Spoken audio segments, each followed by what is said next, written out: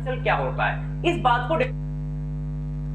Hello बच्चों, आपका फिर से स्वागत है फिजिक्स वाला प्लेटफॉर्म पर। आज हम लोग लेके आए हैं इलेक्ट्रोकेमिस्ट्री का लेक्चर नंबर 3।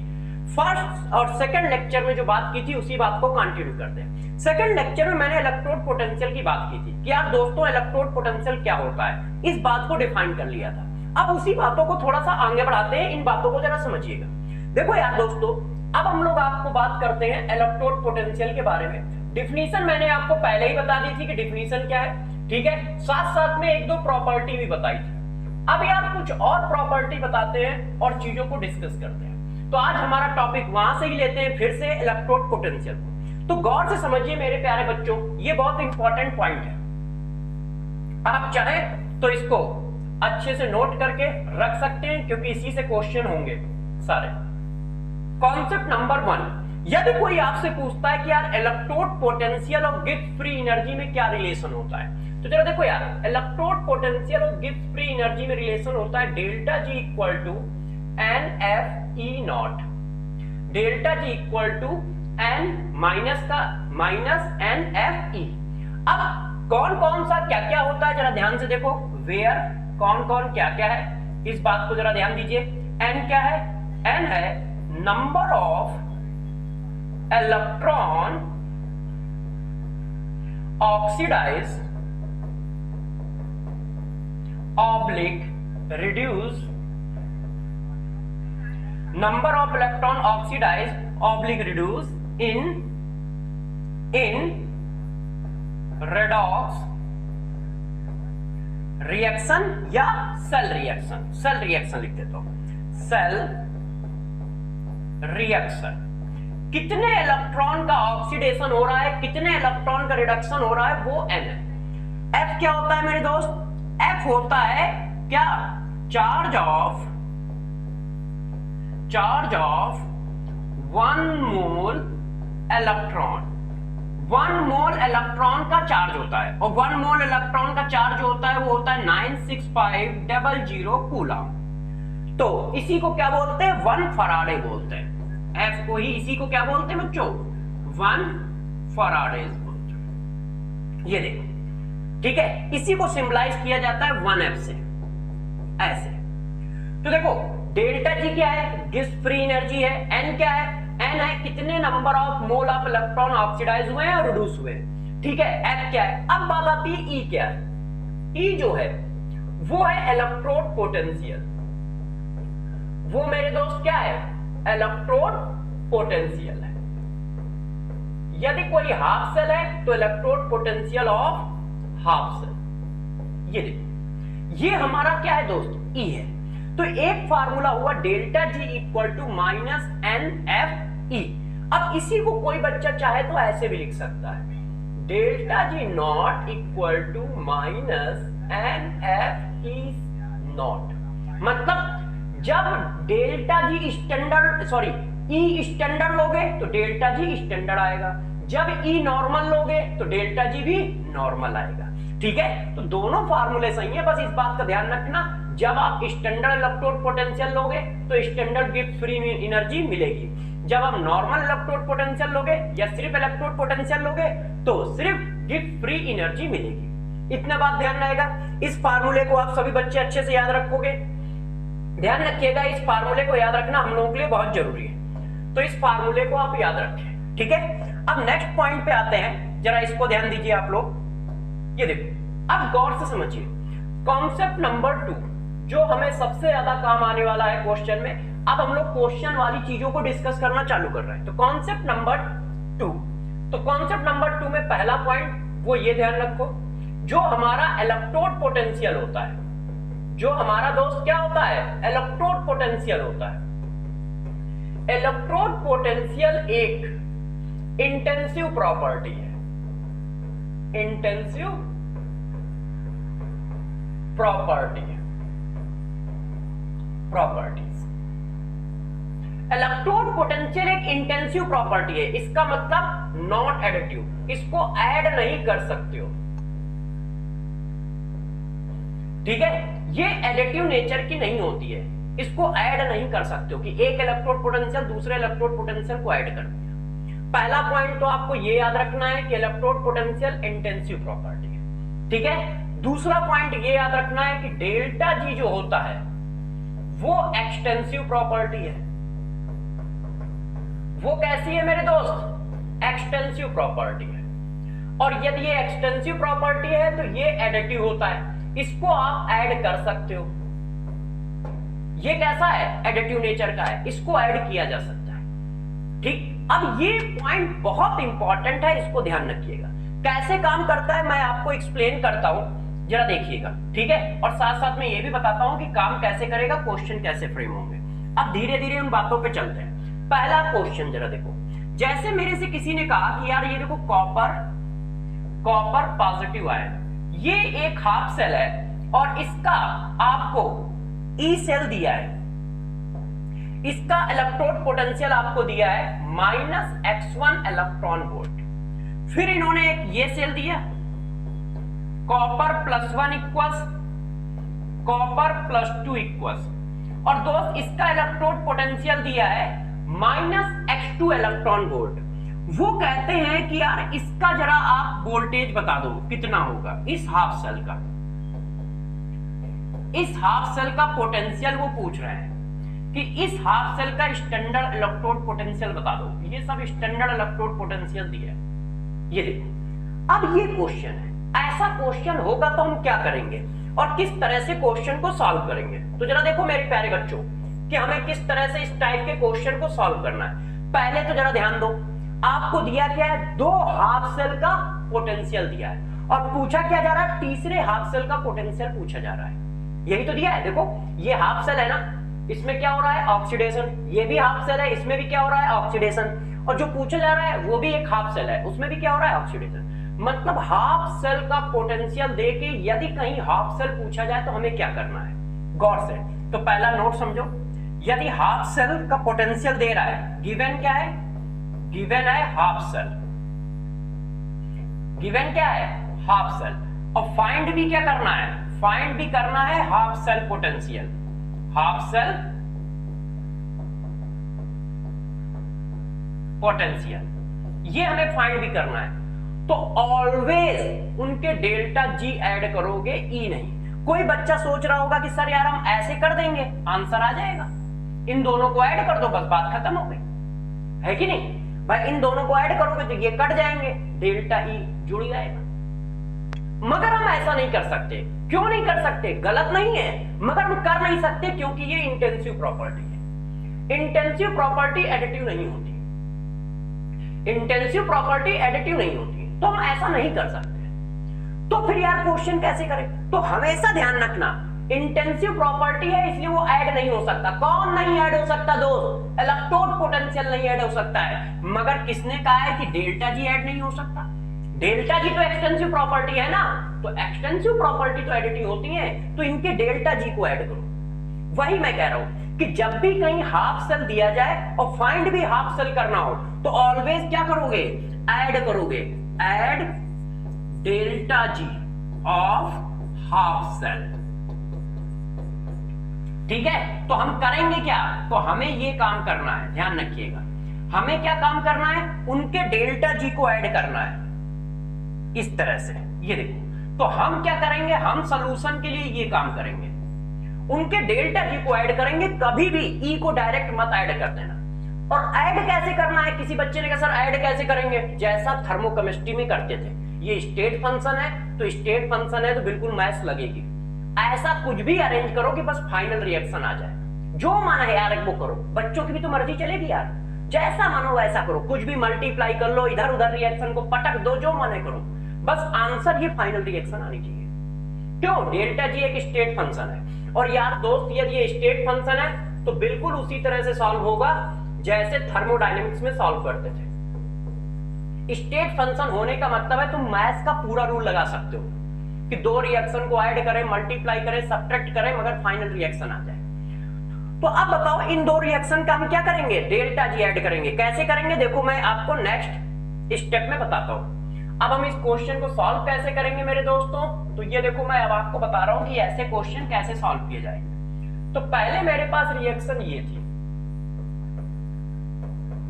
यही रिएक्शन थी ना दोस्त।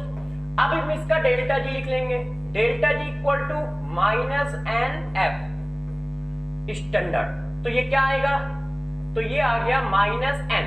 एन की वैल्यू कितनी है, देखो एन की वैल्यू कितनी है, एक मिनट थोड़ा सा रफ कर दूं, गलत लिखा है। हाँ, यहां पे क्या था +1, तो एन की वैल्यू मेरे दोस्त कितनी आई, एन की वैल्यू मेरे दोस्त आई 1। एफ को हमने ऐसे ही रखा और इसकी वैल्यू कितनी दी है, ये देखो पहले वाले की वैल्यू कितनी दी है -x, तो ये मेरे दोस्त कितना आ गया -x इलेक्ट्रॉन वोल्ट। तो कितना हो गया +Fx1 इलेक्ट्रॉन वोल्ट। अब इसी तरह दूसरे वाले का निकाल लो। दूसरा हाफ सेल क्या था, +1 एक्वस गिव्स कॉपर +2 एक्वस। यही तो था मेरे दोस्त, देखो कॉपर +1 इक्वस से कॉपर +2 इक्वस। तो डेल्टा जी की वैल्यू यहां पे कितनी आई, इसको 1 कह दिया, इसको 2 कह दिया, -NFE0। वैल्यू डाल दो, n की वैल्यू कितनी है 1। ऑक्सीडेशन नंबर का चेंज कितना हो रहा है 1। जितना चेंज हो रहा होगा उतने ही मोल तो चेंज हुए होंगे इलेक्ट्रॉन के, है कि नहीं। Fx की वैल्यू कितनी है -2, तो मेरे दोस्त वैल्यू कितनी आ गई Fx2 इलेक्ट्रॉन वोल्ट। अब मेरे से पूछा किसका है, इसका Cu solid gives Cu+2 equals, इसका पूछा गया है। तो इसका डेल्टा जी कितना है, ये देखो। अब जरा बताओ इसका डेल्टा जी कैसे निकालोगे, गौर से बताइए। इन दोनों को सम कर दोगे तो ये इक्वेशन आ जाएगी, और इन दोनों को सम करोगे तो इसका डेल्टा जी आ जाएगा। तो इसका डेल्टा जी कितना आया, इसका डेल्टा जी आ गया, delta G equal to direct add कर दूं G1 प्लस G2। अब G1 प्लस G2 की वैल्यू डाल दो तो ये क्या आ जाएगा Fx1 प्लस Fx2 आ जाएगा कि नहीं आ जाएगा। तो डेल्टा जी की वैल्यू मेरे दोस्त आ गई, F कॉमन ले लिया, x1 plus x2 electron volt आ गई कि नहीं आ गई। तो क्या हमें डेल्टा जी निकालना था, नहीं, आपने तो कहा है ई स्टैंडर्ड निकालो इसका। तो जब ई स्टैंडर्ड निकालो कहा है तो डेल्टा जी नॉट मिल गया है। अब डेल्टा जी यदि नॉट मिल गया है मेरे दोस्त, तो मैंने फार्मूला लगा दिया delta G naught equal to -NFE0। Delta G naught की वैल्यू रख दी, n यहां पे कितने इलेक्ट्रॉन का देखो एक्सचेंज हो रहा है, 2 मोल इलेक्ट्रॉन का एक्सचेंज हो रहा है कि नहीं, 2 मोल इलेक्ट्रॉन का एक्सचेंज। जब मेरे दोस्तों 2 मोल का हो रहा है, यहां 2 रख दिया, F रख दिया, और E0 इस रिएक्शन का अपने को निकालना है। F से F कैंसिल हो गया, F की वैल्यू कभी मत डालिएगा क्योंकि वो कैंसिल हो जाता है। तो E0 इक्वल टू आ गया, डायरेक्ट यहां आंसर लिख देता हूं, E0 इक्वल टू आ गया क्या x1 प्लस x2 माइनस का डिवाइडेड बाई 2। ये देखो आ गया, क्या आया -x1 plus x2 divided by 2। Calculation ये। तो जब भी कोई ऐसा क्वेश्चन आए तो जरा ध्यान रखो, हाफ सेल दिए हो, हाफ सेल पूछा जाए, ये ध्यान रखना। हाफ सेल गिवन है, हाफ सेल का पोटेंशियल पूछ रहा है, तो हमेशा डेल्टा जी ऐड करोगे। पहला पॉइंट ये है, हाफ सेल दिया जाए, हाफ सेल का पोटेंशियल पूछा जाए, तो मेरे दोस्त प्लीज हमेशा क्या ऐड करोगे, डेल्टा जी ऐड करोगे, ठीक है। और डेल्टा जी क्यों ऐड करेंगे, क्योंकि वो एक्सटेंसिव प्रॉपर्टी है। डेल्टा ई क्यों नहीं ऐड करेंगे, या स्टैंडर्ड पोटेंशियल क्यों नहीं ऐड करेंगे, क्योंकि वो इंटेंसिव प्रॉपर्टी है। और इंटेंसिव प्रॉपर्टी मेरे दोस्त एडिटिव नहीं होती है, इस वजह से प्लीज इनको मत ऐड करिएगा, नहीं तो आंसर गलत आएगा, ठीक है। और ऐड करना कैसे है, तो यदि कहीं बात आती है कि ऐड कैसे करना है, तो दोस्त बिल्कुल वैसे ही करो जैसे थर्मोडाइनमिक्स में करते थे, चाहे जैसे ऐड करो, बस फाइनल रिएक्शन आ जाए। और जब फाइनल रिएक्शन का डेल्टा जी आ जाएगा तो ई भी आ जाएगा, क्योंकि delta G equal to -NF लगा देंगे FE0, delta G equal to -NFE कर लोगे। अब आप कह रहे हो कि नहीं सर ऐसे नहीं मजा आएगा, सिर्फ एक क्वेश्चन और दे दीजिए। तो जरा देखो, अब एक क्वेश्चन और दे देता हूं, ये देखिए, ये क्वेश्चन है, इसका इलेक्ट्रोड पोटेंशियल x1 वोल्ट है। फिर एक क्वेश्चन, मतलब एक हाफ सेल ये दिया है और एक हाफ सेल मेरे दोस्त ये दिया है। ये देखो, इसका electrode potential x2 electron volt है, और जो आपसे पूछा जा रहा है वो ये पूछा जा रहा है, ये देखिए, और जो आपसे पूछा जा रहा है वो ये पूछा जा रहा है। आपसे क्या पूछा जा रहा है, इसका इलेक्ट्रोड पोटेंशियल पूछा जा रहा है कि यार बेटा इसका इलेक्ट्रोड पोटेंशियल बताओ।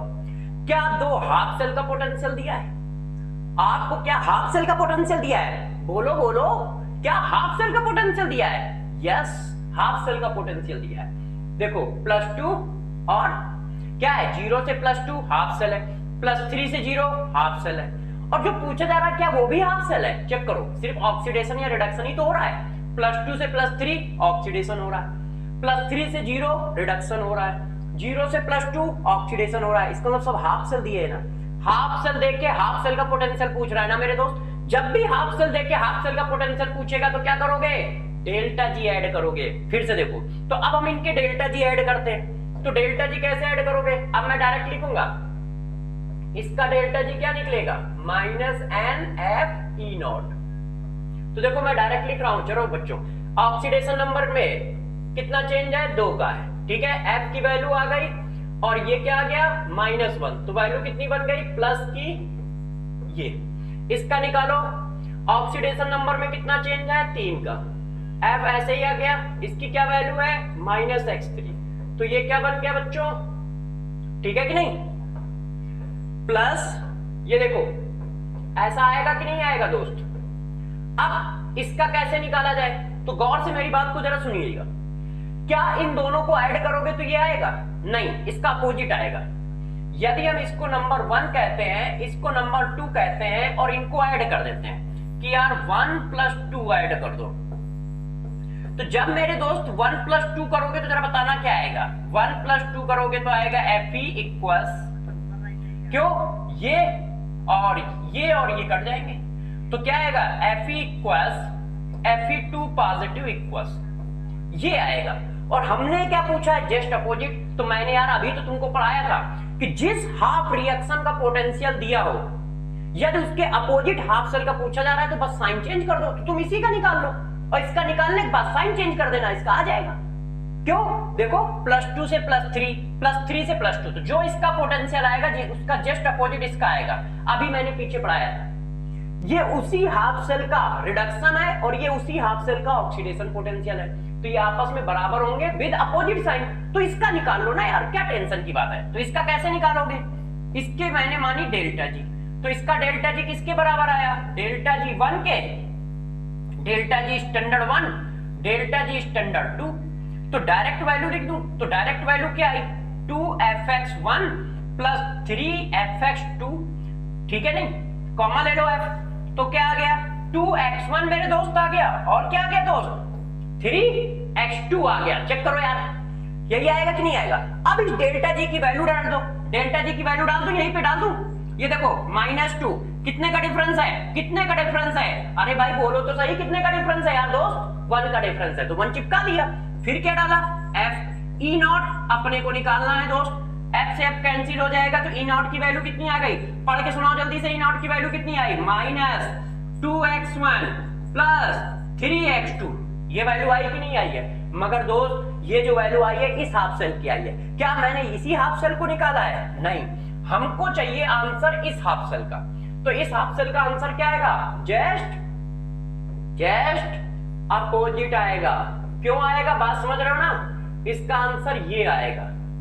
ऐसा क्यों आएगा? क्योंकि ये दोनों जस्ट अपोजिट हाफ सेल है, तो मैंने इसका निकाल लिया है, इसका रेसिप्रोकल, इसका इक्वल एंड अपोजिट साइन के साथ आंसर आ जाएगा। ये माइनस में था तो ये प्लस में आ जाएगा। तो बात समझ रहे हो? जब भी कहीं पर मेरे दोस्त हाफ सेल दिया जाए और हाफ सेल पूछा जाए तो ऑलवेज डेल्टा जी के टर्म में क्वेश्चन को स्टार्ट करोगे, ई के टर्म में नहीं करोगे। करना कैसा है? करना थर्मोडायनेमिक्स वाला ही काम है, ये काम पीछे कर चुके हो, ठीक है? करना क्या है? सिर्फ थर्मोडायनेमिक्स वाला काम करना है, और ये काम तुम आसानी से कर पाओगे क्योंकि तुम टैलेंटेड हो। बात समझ पा रहे हो? कर लोगे? कहानी को और आगे बढ़ाएं, खिसकाया जाए। चलिए, बच्चों ने जिद की शर्म कर लेंगे, आप परेशान ना हो, आप आगे बढ़ो। तो चलो भाई, अब आगे बढ़ते हैं और कहानी को और आगे ले चलते हैं। तो अब जरा देखो, अब हम बात करते हैं क्या? Electrode potential of cell. Electrode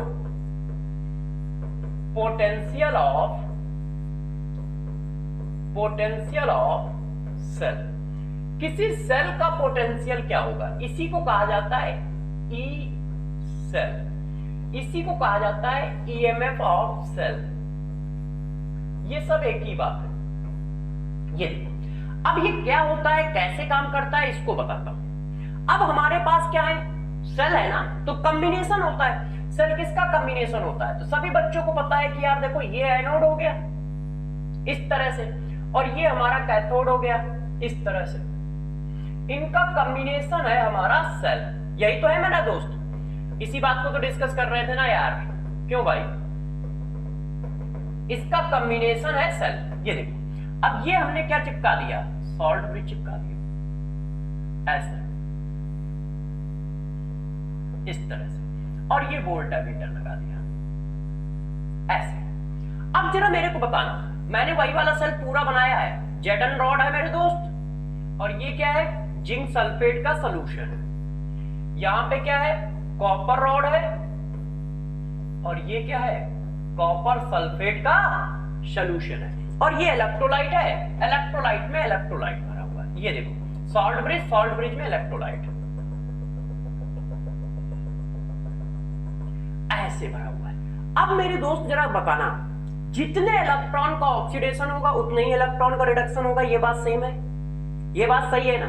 ये तो मैंने पीछे पढ़ाया है, तो जरा गौर समझो। नोट नंबर 1, गौर सुनिएगा। Total number of oxidized electron equal to total number of reduced electron equal to total number of electron transfer during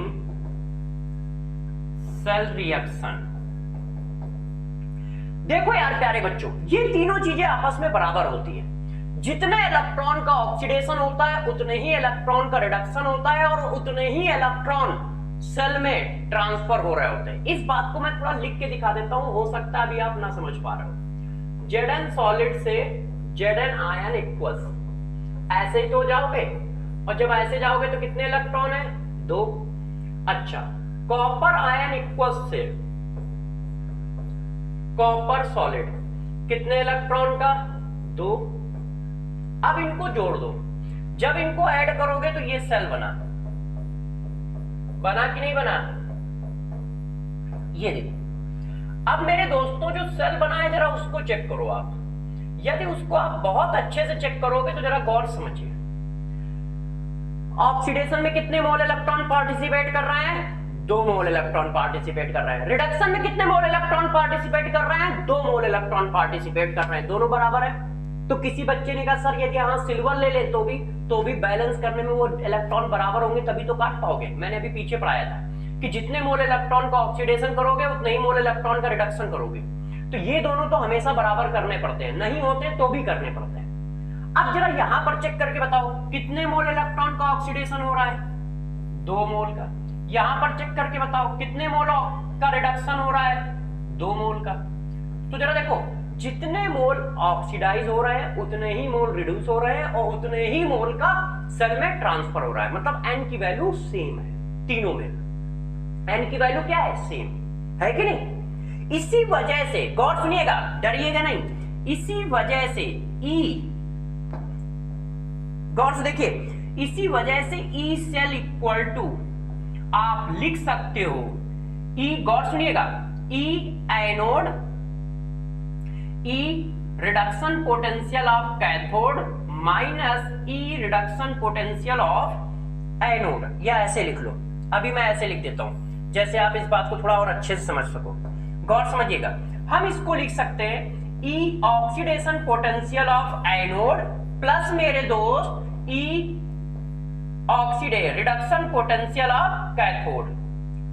ये देखो नॉट के फॉर्म में आप ऐसा लिख सकते हो। तो अब बच्चों का दिमाग घूम रहा होगा कि सर यार आप यार मानोगे नहीं, जिस बात को पहली बार ठोक ठोक के कह रहे हो कि ये होगा और जाके वहां उल्टा कर दिया।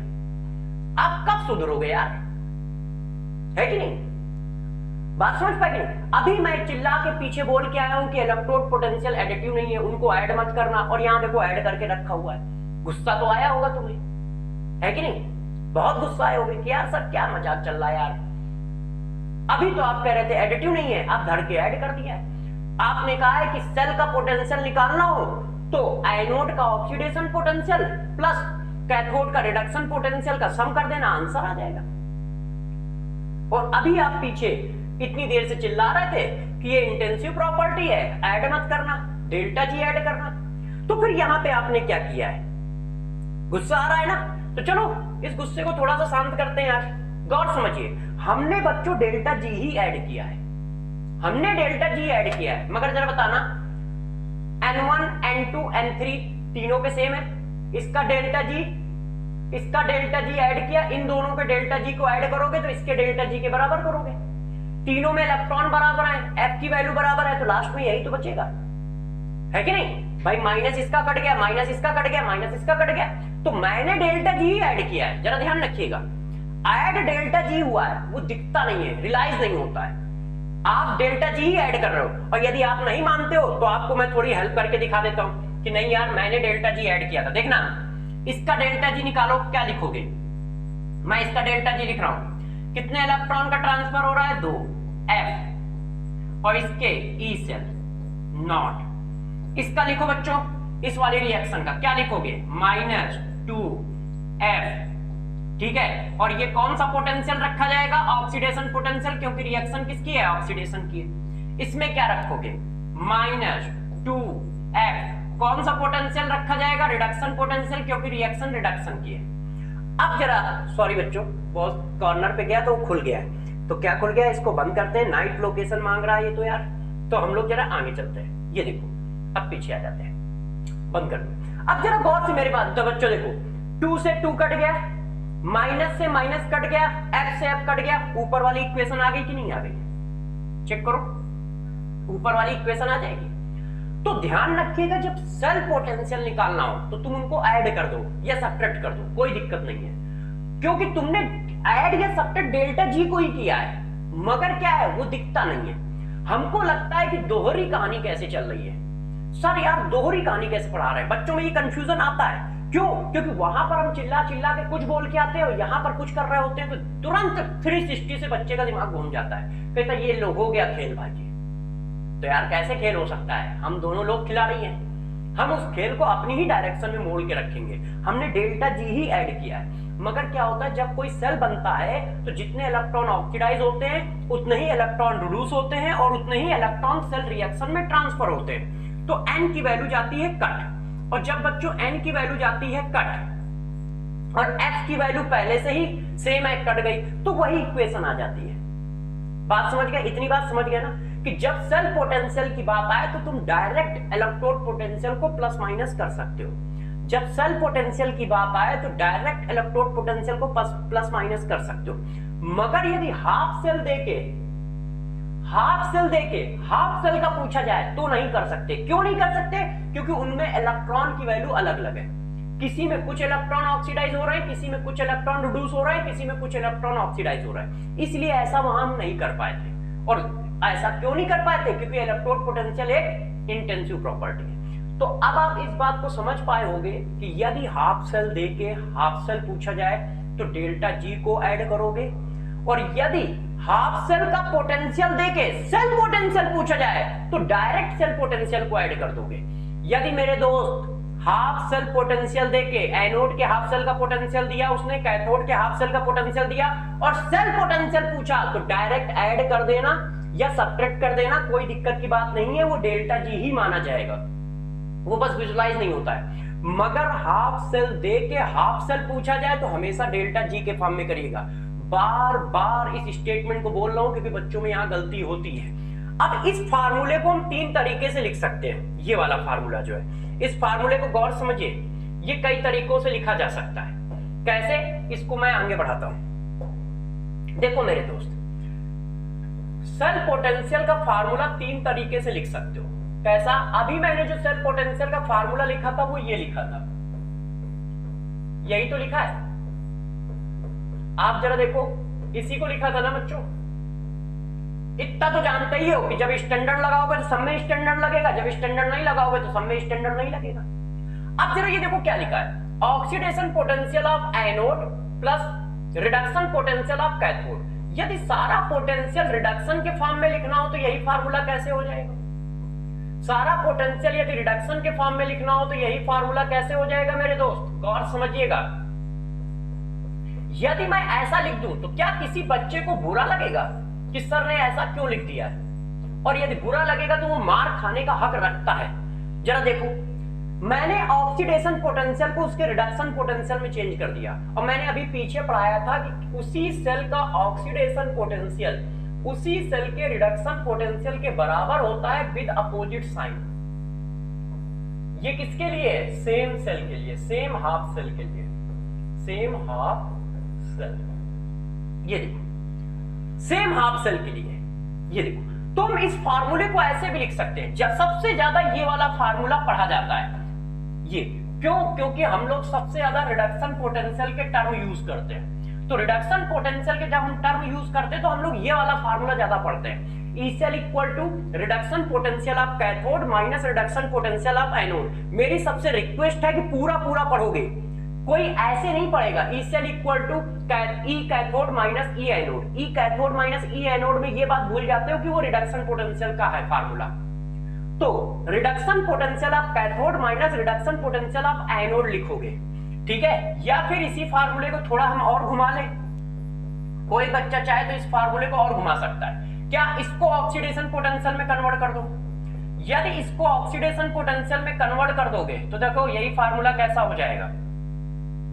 ये देखो, ये फार्मूला मेरे दोस्त कैसे हो जाएगा? Anode oxidation potential of cathode. ये देखो, इसको जब ऑक्सीडेशन में करोगे तो माइनस साइन आएगा। ये तीनों एक ही चीज लिखे हैं।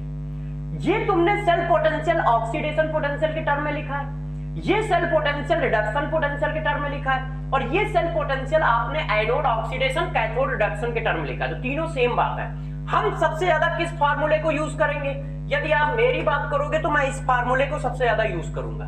ऐसा इसलिए यूज करूंगा कि ये ज्यादा दिया जाता है, क्योंकि सबके रिडक्शन पोटेंशियल जनरली दिए होते हैं, उसी को हम स्टैंडर्ड मानते हैं। तो रिडक्शन पोटेंशियल वाला फार्मूला ज्यादा याद रखो, E cell equal to E reduction potential of cathode minus E reduction potential of anode. E cell equal to E reduction potential of cathode minus E reduction potential of anode. इतनी बात clear है? और जब standard लगेगा तो सब में standard लगेगा। एक और पॉइंट समझाता हूं, इसको समझो।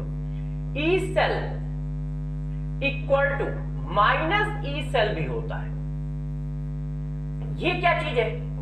देखो, सेल लेफ्ट टू राइट वाले का जो है electrode potential right to left वाले के बराबर होगा। मतलब यदि कोई सेल ऐसे काम कर रहा है, Zn solid plus copper ion equals gives Zn equals plus copper solid, ऐसे काम कर रहा है, और इसका ई सेल किसी ने बताया कि यार ये है, देखो माइनस 0.3 प्लस 0. देखो 41 इलेक्ट्रॉन वोल्ट। तो किसी ने कहा जरा आप इसका बता सकते हो क्या होगा? जस्ट अपोजिट सेल लिख दिया। ये देखो, देख लीजिए आप सब लोग, जस्ट अपोजिट सेल लिखा है। ये देखो, वो पूछ रहा है इसका बताओ, तो हम बता देंगे तुरंत। कितना? बस साइन चेंज कर देंगे, इसका ये आएगा। ये देखो, ये कहा जा रहा है आपको कि जिस सेल का पोटेंशियल दिया है यदि उसके अपोजिट सेल का पोटेंशियल पूछा जाए बस माइनस साइन लगा दो। क्यों? क्योंकि सेल एक स्टेट फंक्शन है, इलेक्ट्रोड पोटेंशियल एक स्टेट फंक्शन है। तो यदि स्टेट सेम है तो वैल्यू सेम होगी, बस अपोजिट साइन के साथ। ये देखो, तो ये दोनों कॉन्सेप्ट भी याद रखिएगा। हो सकता है एक सेल दिया हो, किसी दूसरे सेल का पूछ ले तो तुम सोचो निकाले कैसे, उसको बस अपोजिट मार दो, बस सेम सेल होना चाहिए। सेम हाफ सेल के लिए ये भी एप्लीकेबल है और सेम सेल के लिए ये भी एप्लीकेबल है, बस उसको अपोजिट किया है। ठीक है, तो दो बातें बताई, ये सब काम की बातें, ये सब क्वेश्चन में बहुत अच्छे से लगेंगे, इन्हीं से क्वेश्चन आपको बनेंगे। तो सबसे पहली बात, ई सेल इक्वल टू क्या लिखोगे? E cell reduction potential of cathode minus E reduction potential of anode. E reduction potential of cathode minus E reduction potential of anode, पहले तो ये लिखोगे। दूसरी बात क्या लिखोगे, जब भी कहीं बात आएगी तो ये बात भी ध्यान रखोगे, यदि आपको रिडक्शन का हाफ सेल दिया है तो ऑक्सीडेशन वाले का हाफ सेल पोटेंशियल समझ लो पता है, उसी हाफ सेल का, किसी दूसरे का नहीं, ऑक्सीडेशन उसी हाफ सेल का। कोई सेल आपको दिया है उसके अपोजिट सेल का पोटेंशियल पूछ रहा है तो भी पता है, बस साइन चेंज करना है। इतनी बात समझ रहे हो ना यार दोस्त, कहानी को और आगे बढ़ाया जाए तो जरा देखो, हम लोगों ने सेल पोटेंशियल निकालना भी सीख लिया और उसका फार्मूला भी पढ़ लिया है कि सेल पोटेंशियल कैसे निकाला जाएगा और उसको किस तरह से डिफाइन किया जा सकता है। इसी बात को और आगे बढ़ाते हैं। अब बात डिस्कस किस बात की करते हैं, जरा देखो इस बात को जरा डिफाइन करते हैं। अब हम लोग बात करने जा रहे हैं ईएमएफ ऑफ सेल या जरा देखो इसी बात को थोड़ा सा और आगे बढ़ाते हैं और डिस्कशन करते हैं इफेक्ट ऑफ कंसंट्रेशन ऑफ, ठीक है, इलेक्ट्रोलाइट इन ई सेल। इसी को बच्चों बोला जाता है नर्स इक्वेशन।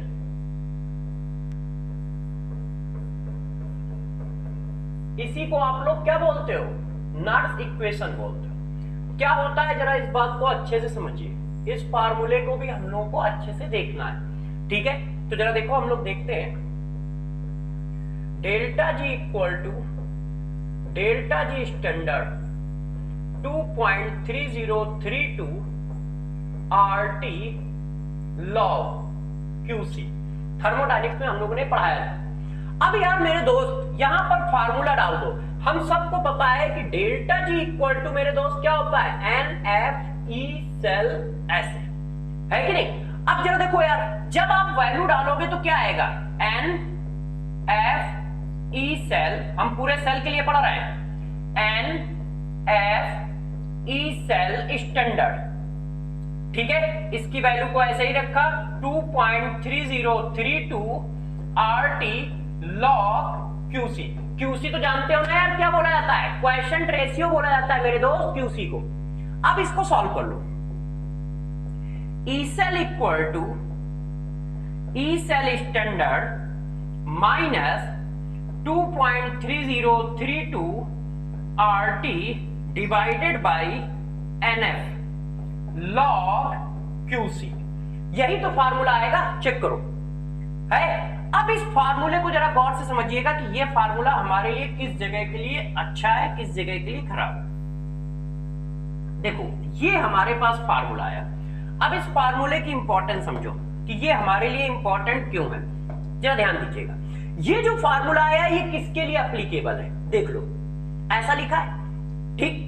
अब इस फार्मूले में थोड़ा सा चेंज करके हम ये लिख लेते हैं। एक इंपॉर्टेंट फार्मूला ये है क्या, E cell equal to E cell standard minus 2.3032 RT upon NF log QC, ठीक है। कौन कौन क्या क्या है ये तो आप जान ही रहे होगे, इसमें कोई कंफ्यूजन तो है नहीं।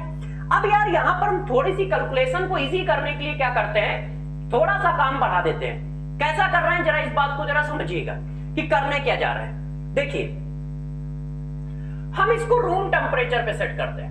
यदि टेम्परेचर की वैल्यू 298 केल्विन डाल दें, F की वैल्यू 1 फराडे होता है, 1 फराडे का मतलब 98600 कूलम डाल दें, तो यार यही फार्मूला बन के आ जाता है, E cell equal to E cell not minus 0.591 upon N log QC।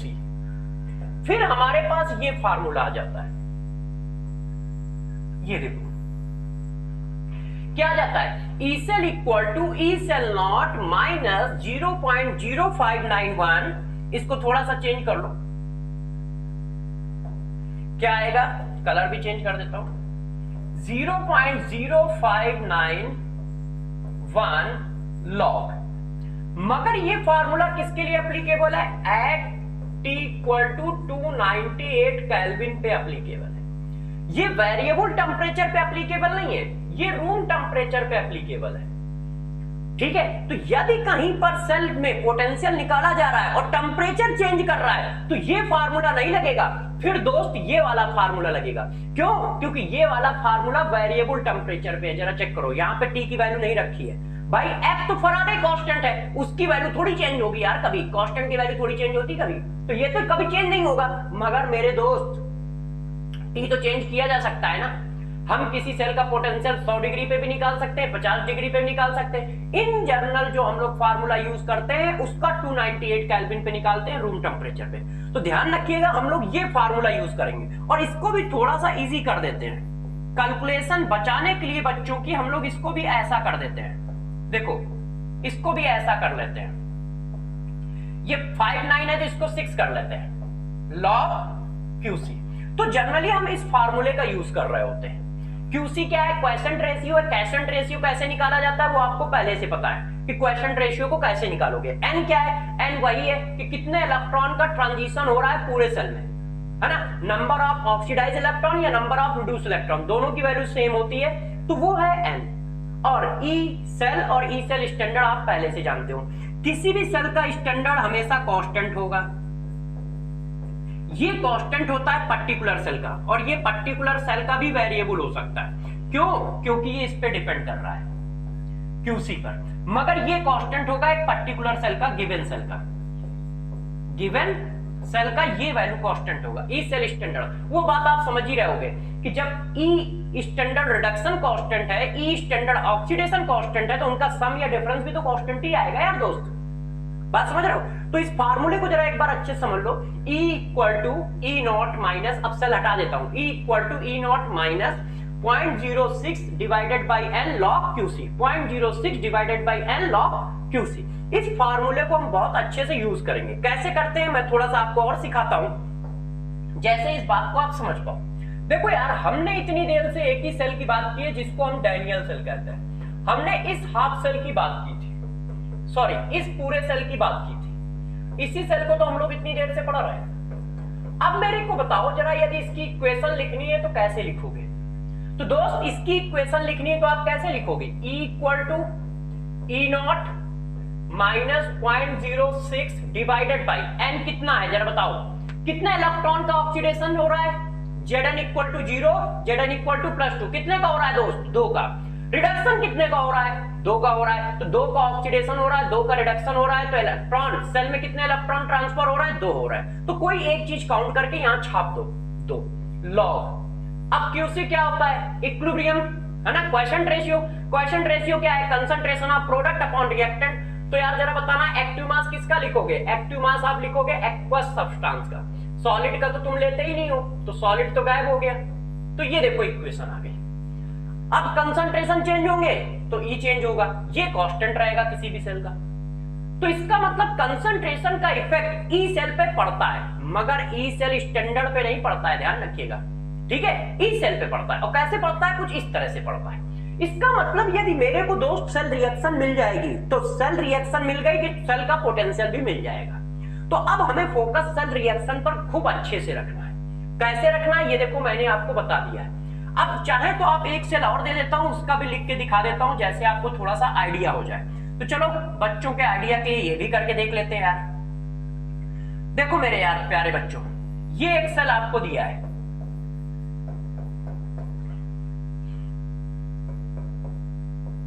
ये देखिए। अब मेरे दोस्त जरा इसको लिख के दिखाइए, ठीक है, कि इसको हम कैसे लिखेंगे ई सेल के फॉर्म में। ये देखो, तो क्या लिखोगे दोस्त? E equal to E cell standard minus 0.06 divided by जितने इलेक्ट्रॉन का ऑक्सीडेशन होना चाहिए उतने ही इलेक्ट्रॉन का रिडक्शन होना चाहिए। और ध्यान रखना, जब भी नर्स गैस इक्वेशन लिखो तो सेल बैलेंस होना चाहिए। जब भी नर्स गैस इक्वेशन लिखो तो सेल बैलेंस होना चाहिए। क्यों? क्योंकि सेल यदि इनबैलेंस हुआ तो पावर उल्टी सीधी आएंगी, तो सेल बैलेंस होना चाहिए। चिपकाओ भाई। तो क्या लिखोगे? हाइड्रोजन को छोड़ोगे थोड़ी, हाइड्रोजन का क्या आएगा? गैस है तो प्रेशर आएगा। कॉपर सॉलिड है उसका तो कुछ आएगा नहीं। और यहां पे क्या आएगा? 2 चीजें आएंगी, HN का कंसंट्रेशन आएगा और कॉपर इक्वस का कंसंट्रेशन आएगा। किसी ने कहा वाई? क्योंकि यार HN भी तो इक्वस ही होता है कि नहीं? तो देखो इसकी इक्वेशन कैसे लिखी जाएगी? ऐसे लिखी जाएगी। अब वो शरारत कर सकता है आपके साथ, इसमें पीएच भी पूछ सकता है, क्योंकि अचानक कंसंट्रेशन आ जाएगा तो पीएच भी तो निकल आएगा। तो अब वो तुम्हें घुमाने की कोशिश करेगा, पीएच भी पूछ सकता है। तो जब वो पूछेगा तो हम लोग भी बता देंगे यार, ऐसी थोड़ी बात है, कोई कमजोर थोड़ी ना है कि नहीं। ठीक है, वो लड़ने आएगा तो हम लड़ेंगे, वो क्वेश्चन पूछेगा हम बताएंगे, वो सिलेक्शन के लिए पेपर देगा हम सेलेक्ट होंगे, इसी काम के लिए तो हम आए हैं। तो चलो बच्चों, इस बात को समझ पा रहे हो कैसे करना है। जब एचआईएन आएगा तो वहां पीएच का क्वेश्चन भी बना सकता है, वो तुमको परेशान कर सकता है पीएच के क्वेश्चन को इन्वॉल्व करा के। चलिए और आगे की बात करता हूं। अब हम लोगों ने जब इतनी बातें सीख ली हैं तो तुम्हारा मन कर रहा होगा कि सर यार इतनी बातें जब आपने बता दी तो इक्विलिब्रियम कांस्टेंट के बारे में तो कुछ बता दो। तो दोस्तों, जब आपका मन कर रहा है तो उसको ही बता देता हूं। Relation between equilibrium constant and E cell standard क्या आएगा, कैसे आएगा, जरा इस बात को समझिएगा। हम सभी लोग जानते हैं कि यदि कहीं डेल्टा जी जीरो होता है वहीं पे तो इक्विलिब्रियम आता है। इक्विलिब्रियम पे क्या होता है, डेल्टा जी जीरो होता है। तो इसका मतलब यदि आप इक्विलिब्रियम कांस्टेंट की बात कर रहे हो तो वहां डेल्टा जी जीरो होगा। और मेरे दोस्त, यदि डेल्टा जी जीरो है तो ई सेल अपने आप जीरो हो जाएगा,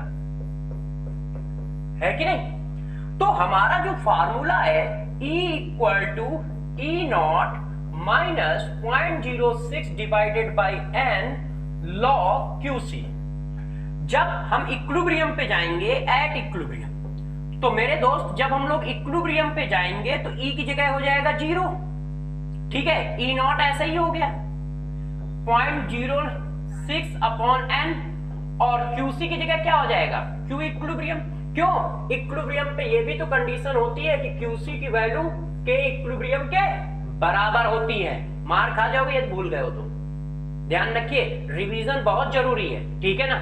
हम अपनी जान झोंक रहे हैं तो तुमको भी जान झोंकनी पड़ेगी। देखो ये बात ध्यान रखो, ऐसा नहीं कि अकेले हम ही मेहनत करेंगे, मेहनत दोनों लोग करेंगे तभी कुछ होता है। और ये नेचर सिखाता है, ये नेचर कहता है कि दो लोग मेहनत करेंगे तभी कुछ होगा। और न मानो आप देख लो, है सिर्फ पानी बरसने से खेत में कुछ उगता है क्या, नहीं, किसान को भी मेहनत करनी पड़ती है।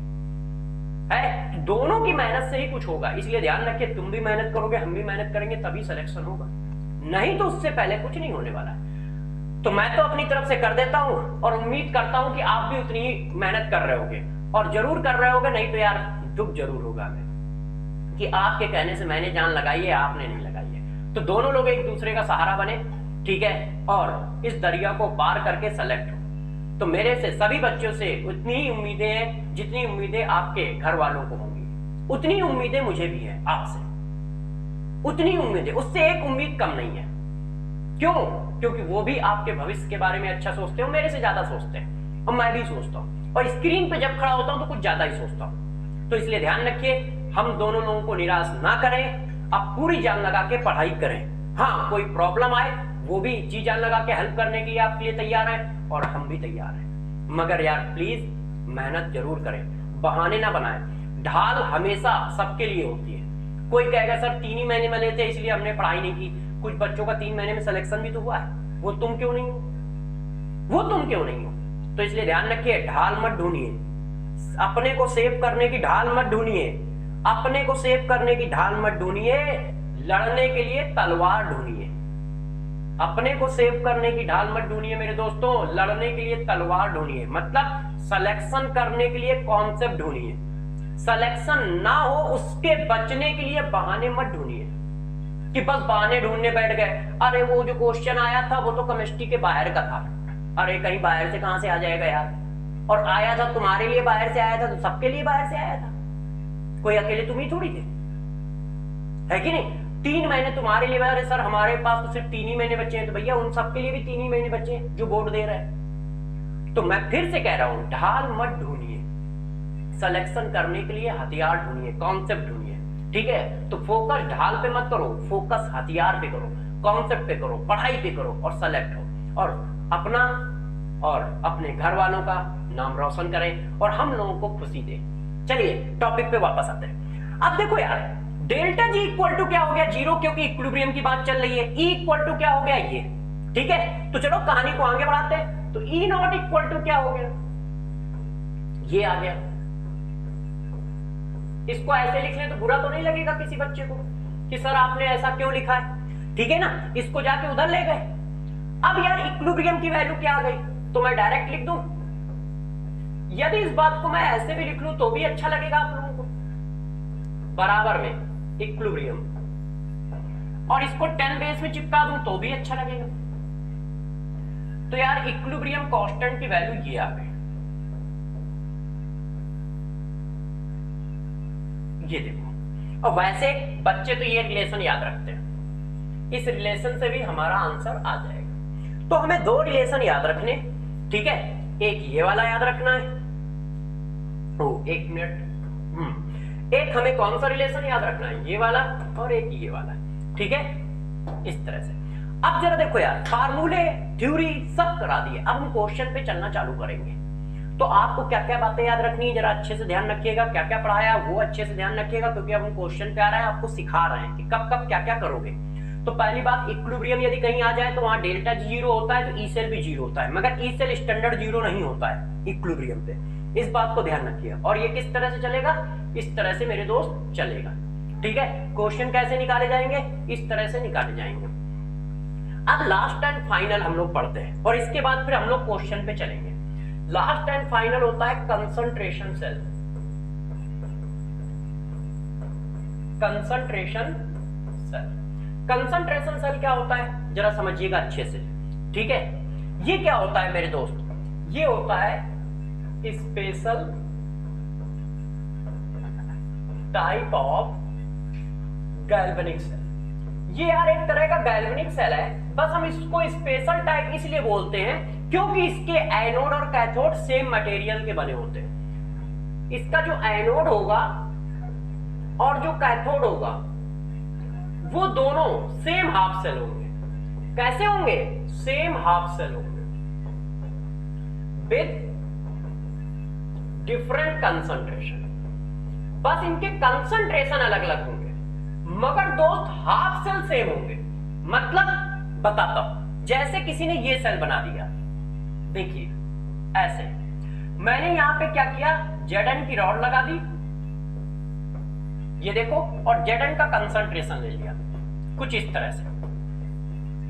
Zn की रॉड लगाई है और Zn का कंसंट्रेशन लिया है, कंसंट्रेशन कितना है, C1, ठीक है।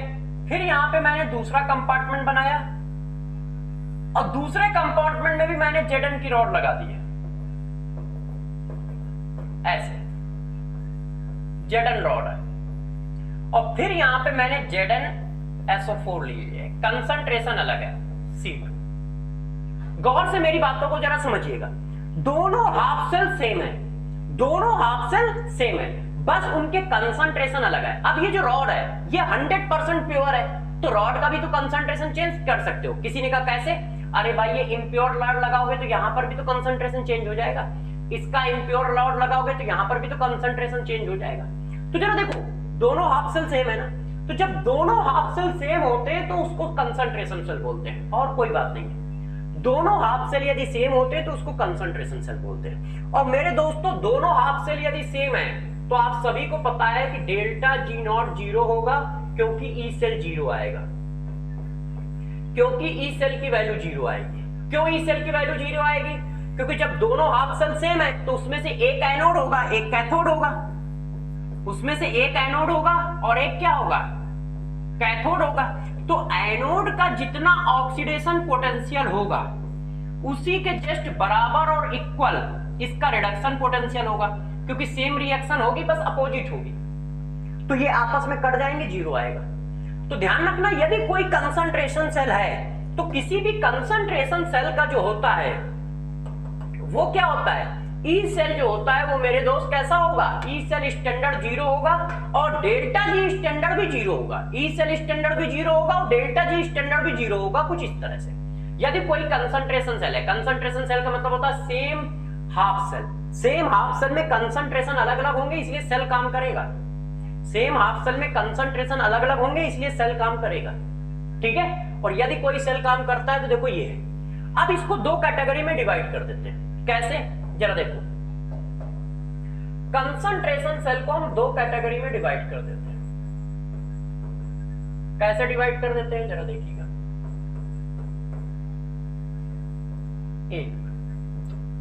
एक होता है electrode concentration cell,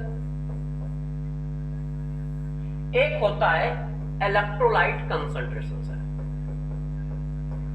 electrolyte concentration cell, electrode concentration cell, electrolyte concentration cell में डिफरेंस क्या है, जरा गौर से मेरी बात को समझिए। जो नाम लिखा है वही चीज डिफरेंट है। जैसे इलेक्ट्रोलाइट लिखा है तो इसका मतलब कंसंट्रेशन ऑफ इलेक्ट्रोड डिफरेंट होगा, कंसंट्रेशन ऑफ इलेक्ट्रोड डिफरेंट होगा। और सेम क्या होगा, कंसंट्रेशन ऑफ इलेक्ट्रोलाइट, ये क्या होगा मेरे दोस्त, सेम होगा। मतलब क्या है, मतलब जरा समझाता हूं। देखो इसमें दो चीजें हैं, ये इलेक्ट्रोलाइट है, ये इलेक्ट्रोलाइट है कि नहीं, और ये इलेक्ट्रोड है। इलेक्ट्रोड के कंसंट्रेशन भी अलग अलग हो सकते हैं। इलेक्ट्रोड के कंसंट्रेशन कैसे अलग अलग हो सकते हैं, हो सकता है कि ये 80% प्योर हो बाई मास, और हो सकता है ये 90% प्योर हो by mass.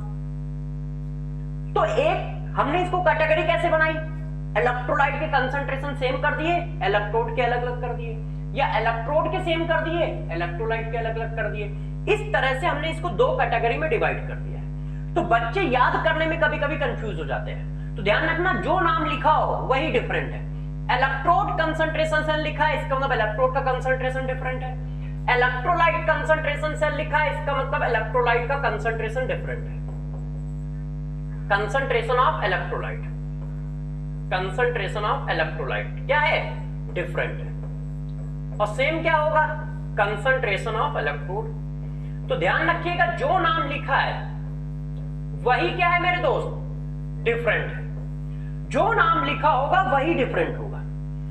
Electrode concentration cell में इलेक्ट्रोड का कंसंट्रेशन डिफरेंट होगा, इलेक्ट्रोलाइट कंसंट्रेशन सेल में इलेक्ट्रोलाइट का कंसंट्रेशन डिफरेंट होगा। जैसे इस पीछे वाले पार्ट में यदि हम ये पार्ट रफ कर दें, ऐसे ये पार्ट रफ कर दें दोस्त, तो जरा देखो अब आप बताओ ये किस तरह का सेल होगा।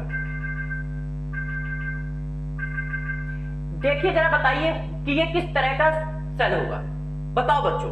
मैंने ये रफ कर दिया, इसका मतलब ये दोनों सेम हो गए, और ये दोनों सेम है मगर इनके कंसंट्रेशन अलग अलग है। तो किसके कंसंट्रेशन अलग अलग है, इलेक्ट्रोलाइट के। इसका मतलब ये इलेक्ट्रोलाइट, इसका मतलब ये क्या, इलेक्ट्रोलाइट कंसंट्रेशन सेल होगा, ठीक है। और यदि इनके कंसंट्रेशन सेम कर दिए और इनके अलग अलग कर दिए तो इलेक्ट्रोड कंसंट्रेशन सेल हो जाएगा।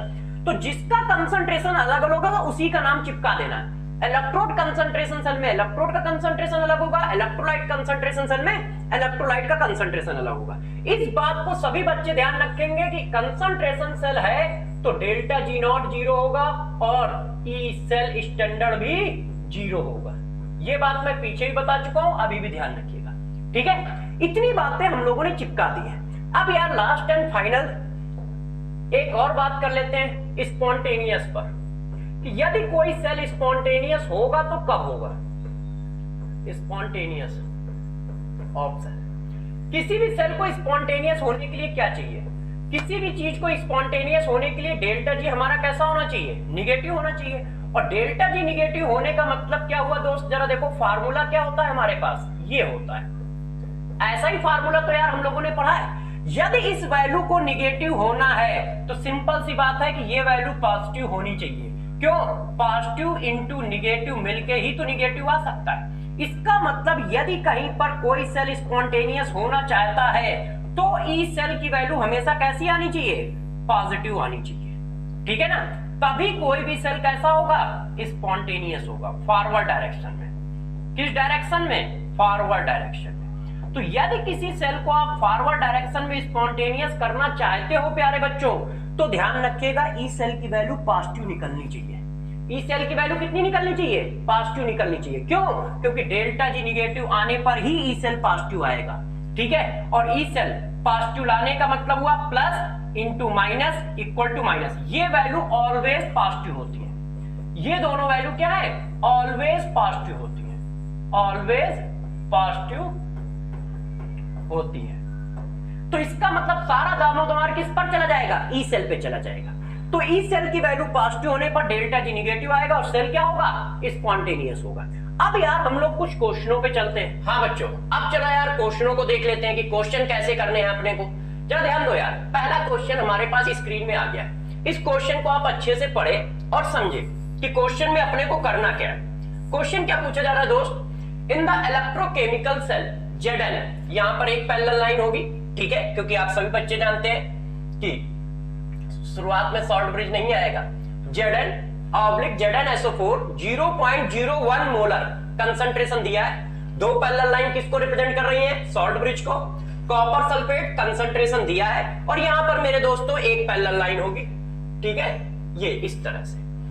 EMF of this Daniell cell is even when the concentration of ZnSO4 is changed to 1 molar, that of CuSO4 changed to 1 molar, the EMF changed to E2, ठीक है। Which one is relation is correct? देखो यार उन्होंने क्या बात बोली है आपको समझाता हूं। उनका कहना है कि सर हमारे पास एक सेल है Zn/ZnSO4 salt bridge, copper sulphate और कॉपर सॉलिड, ऐसा हमारे पास एक क्या है, सेल है। जब इसका कंसंट्रेशन 0.01 है और इसका कंसंट्रेशन 0.1 मोलर है, पहले यही लिखा है ना। जब इसका कंसंट्रेशन, कलर चेंज कर देता हूं थोड़ा सा, जब इसका कंसंट्रेशन 0.01 मोलर है और इसका कंसंट्रेशन 1 है, तो इस सेल का इलेक्ट्रोड पोटेंशियल E1 है। इनका ये कहना है। यदि हम लोग कंसंट्रेशन को चेंज कर दें, ZnSO4 का कंसंट्रेशन कितना कर दें, 1 कर दें, कॉपर का भी कंसंट्रेशन कितना कर दें दोस्त, 1 कर दें, तो इसका जो इलेक्ट्रोड पोटेंशियल आएगा सेल का वो E2 हो जाएगा। EMF ऑफ सेल मतलब cell potential, electromotive force, electromotive force बोलते हैं, पूरा EMF का मतलब होता है। अब वो पूछ रहा है E1 और E2 में क्या रिलेशन होगा, ये बात पूछी गई है। तो मेरे दोस्तों जब भी कोई क्वेश्चन आए तो पहला काम देखो क्या होता है। अब क्वेश्चन को समझाने के लिए थोड़ी बातें और बता रहा हूं। जब भी कोई क्वेश्चन है पहला काम होता है सेल रिएक्शन बनाना, क्योंकि सेल रिएक्शन सही बनेगी तो उसका QC सही लिख पाओगे, क्योंकि पावर आवर लगानी पड़ती है ना मेरे दोस्त। तो सेल रिएक्शन सबसे पहले बनाओ। तो इसकी सेल रिएक्शन तो हम लोगों ने बहुत बार बनाई है, तो क्या मैं डायरेक्ट लिख सकता हूं इसकी सेल रिएक्शन? तो देखो यार दोस्त, इसकी सेल रिएक्शन मैंने डायरेक्ट लिखी है, मगर चलो पहली बार है डायरेक्ट नहीं लिखता हूं। देखो पहले आपने लिखा एनोड, एनोड क्या है, Zn सॉलिड से Zn आयन एक्वस, दोस्त यही तो हो रहा है, Zn सॉलिड से Zn आयन एक्वस, ये देखो। और इसका कंसंट्रेशन दोस्त कितना है, 0.01 मोलर। दूसरा क्या हो रहा है, कॉपर एक्वस से कॉपर, ये देखो, ये हमारा कॉपर एक्वस है और ये क्या है, कॉपर। अब जब आप इन दोनों को ऐड कर दोगे तो सेल बन जाएगा। सेल बनते समय मैंने आपको एक बात बोली है कि कभी भी मेरे प्यारे बच्चों एक चीज चेंज नहीं होगी, जितने इलेक्ट्रॉन का ऑक्सीडेशन होगा उतने ही इलेक्ट्रॉन का दोस्त रिडक्शन होगा। तो 2 इलेक्ट्रॉन का ऑक्सीडेशन हुआ है, 2 इलेक्ट्रॉन का रिडक्शन हुआ है, तो वो आपस में कैंसिल हो गए। आप चाहे तो मैं लिख देता हूं ऐसे। तो हमारे पास सेल आ गया Zn2 पॉजिटिव कॉपर सॉलिड। अब इसके हिसाब से पहली E की क्या इक्वेशन बनेगी, डायरेक्ट लिख रहा हूं, E=E0 minus 0.06 divided by 2 log 0.06 तो समझ गए होगा, डिवाइडेड बाई 2 क्यों आया, पूरे सेल में कितने इलेक्ट्रॉन ऑक्सीडाइज हो रहे हैं, 2, कितने इलेक्ट्रॉन रिड्यूस हो रहे हैं, 2, तो n की value 2 log concentration of product, product मेरे दोस्त कौन है, Zn, क्योंकि ये सॉलिड है, सॉलिड का लोगे नहीं, कंसंट्रेशन ऑफ रिएक्टेंट, रिएक्टेंट कौन है, कॉपर, और इनकी वैल्यू क्या है, तो दोस्त इनकी वैल्यू भी डाल देते हैं, जरा देखिए। Zn की वैल्यू क्या है, 0.01 डिवाइडेड बाई इसकी वैल्यू क्या है, 0.1, पहली वाली वैल्यू। अब दूसरी वाली वैल्यू पे चलते हैं। दूसरे में ये क्या कह रहे हैं, इसको लिखोगे E0 minus 0.06 divided by 2 log. भाई तुमने सिर्फ सेल थोड़ी चेंज हुआ है, सिर्फ कंसंट्रेशन ही तो चेंज हुआ है, तो कंसंट्रेशन डायरेक्ट डाल दो। कंसंट्रेशन कितना है, 1 मोलर, और इसका कंसंट्रेशन कितना है, 1 मोलर। तो यार 1 डिवाइडेड बाई 1, अब वो पूछ रहे हैं E2 बड़ा है कि E1 बड़ा है, चेक कर लो।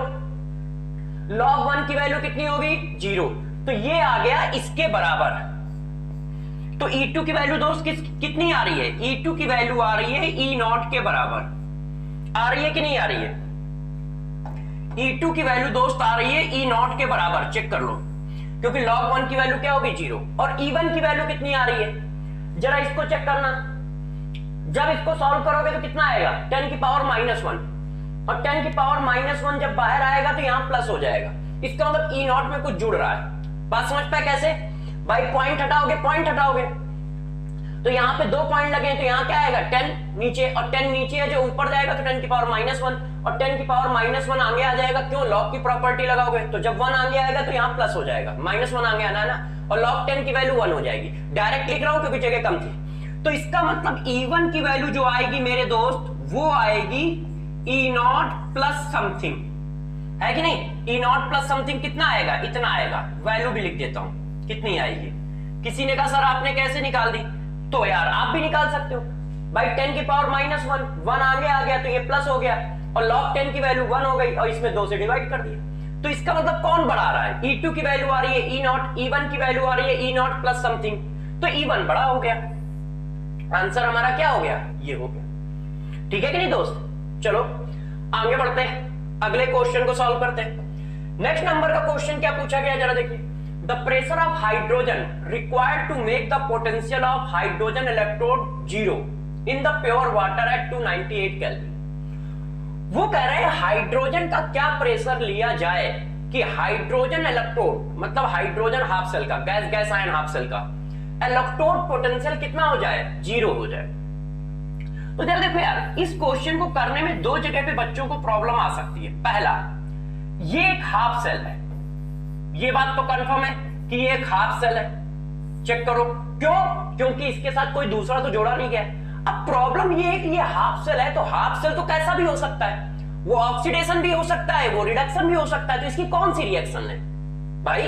हाफ सेल है तो वो ऐसे भी तो काम कर सकता है रिडक्शन की तरह, और इसका अपोजिट भी काम कर सकता है ऑक्सीडेशन की तरह। तो जब भी किसी हाफ सेल में कुछ मेंशन ना हो, गौर सुनिए, जब भी किसी हाफ सेल में कुछ मेंशन ना हो तो ऑलवेज हम लोग रिडक्शन वाला फॉर्म लेते हैं, क्योंकि वो फॉर्म स्टैंडर्ड है। सारा वोल्टेज रिडक्शन के फॉर्म में लिखा जाता है हर एक हाफ सेल का, ठीक है? इस वजह से दोस्त हमको जब भी कहीं जरूरत पड़ती है अपनी तरफ से कुछ रखने की, तो हम लोग स्टैंडर्ड रिडक्शन पोटेंशियल के फॉर्म में इक्वेशन रखते हैं। जैसे कोई बच्चा मेरे से कह सकता है कि सर ये हाइड्रोजन इलेक्ट्रोड है, ये बात सही है, मगर वो 2 तरह की रिएक्शन कर सकता है ना।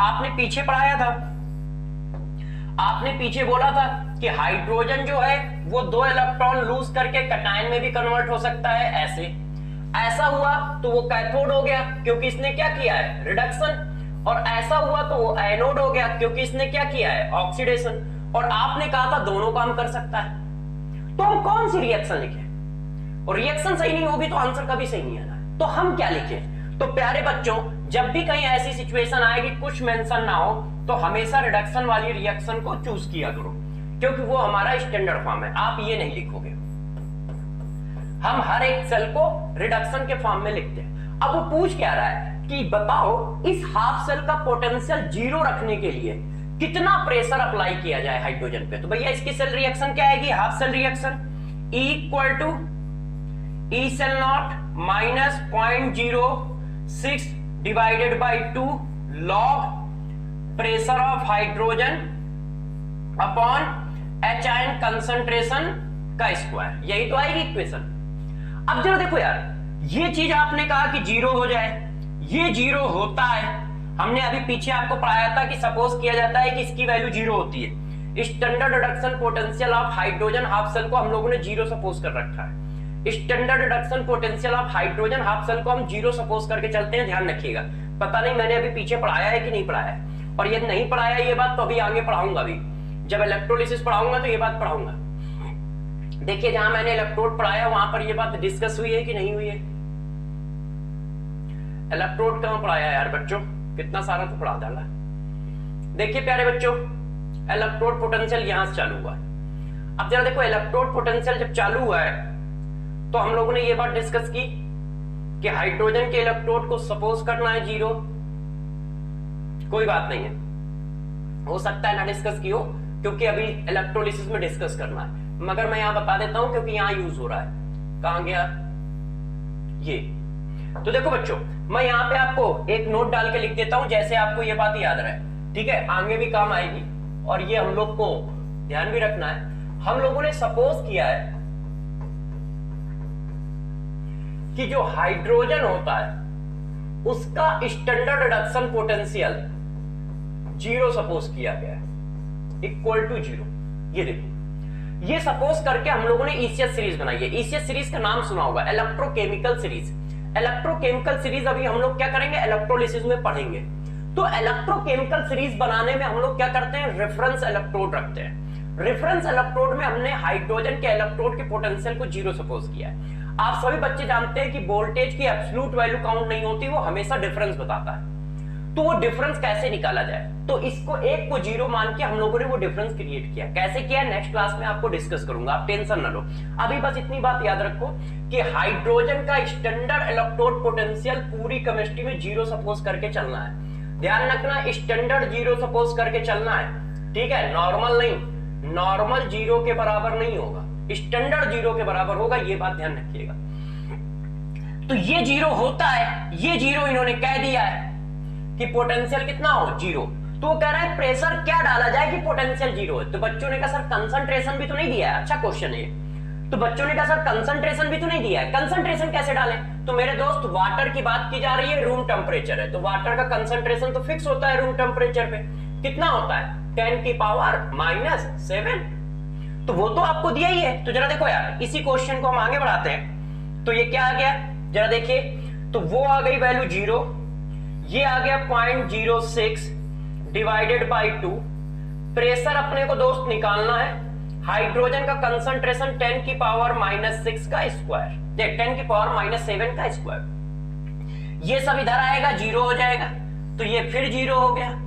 लॉग P हाइड्रोजन 10 की पावर -14।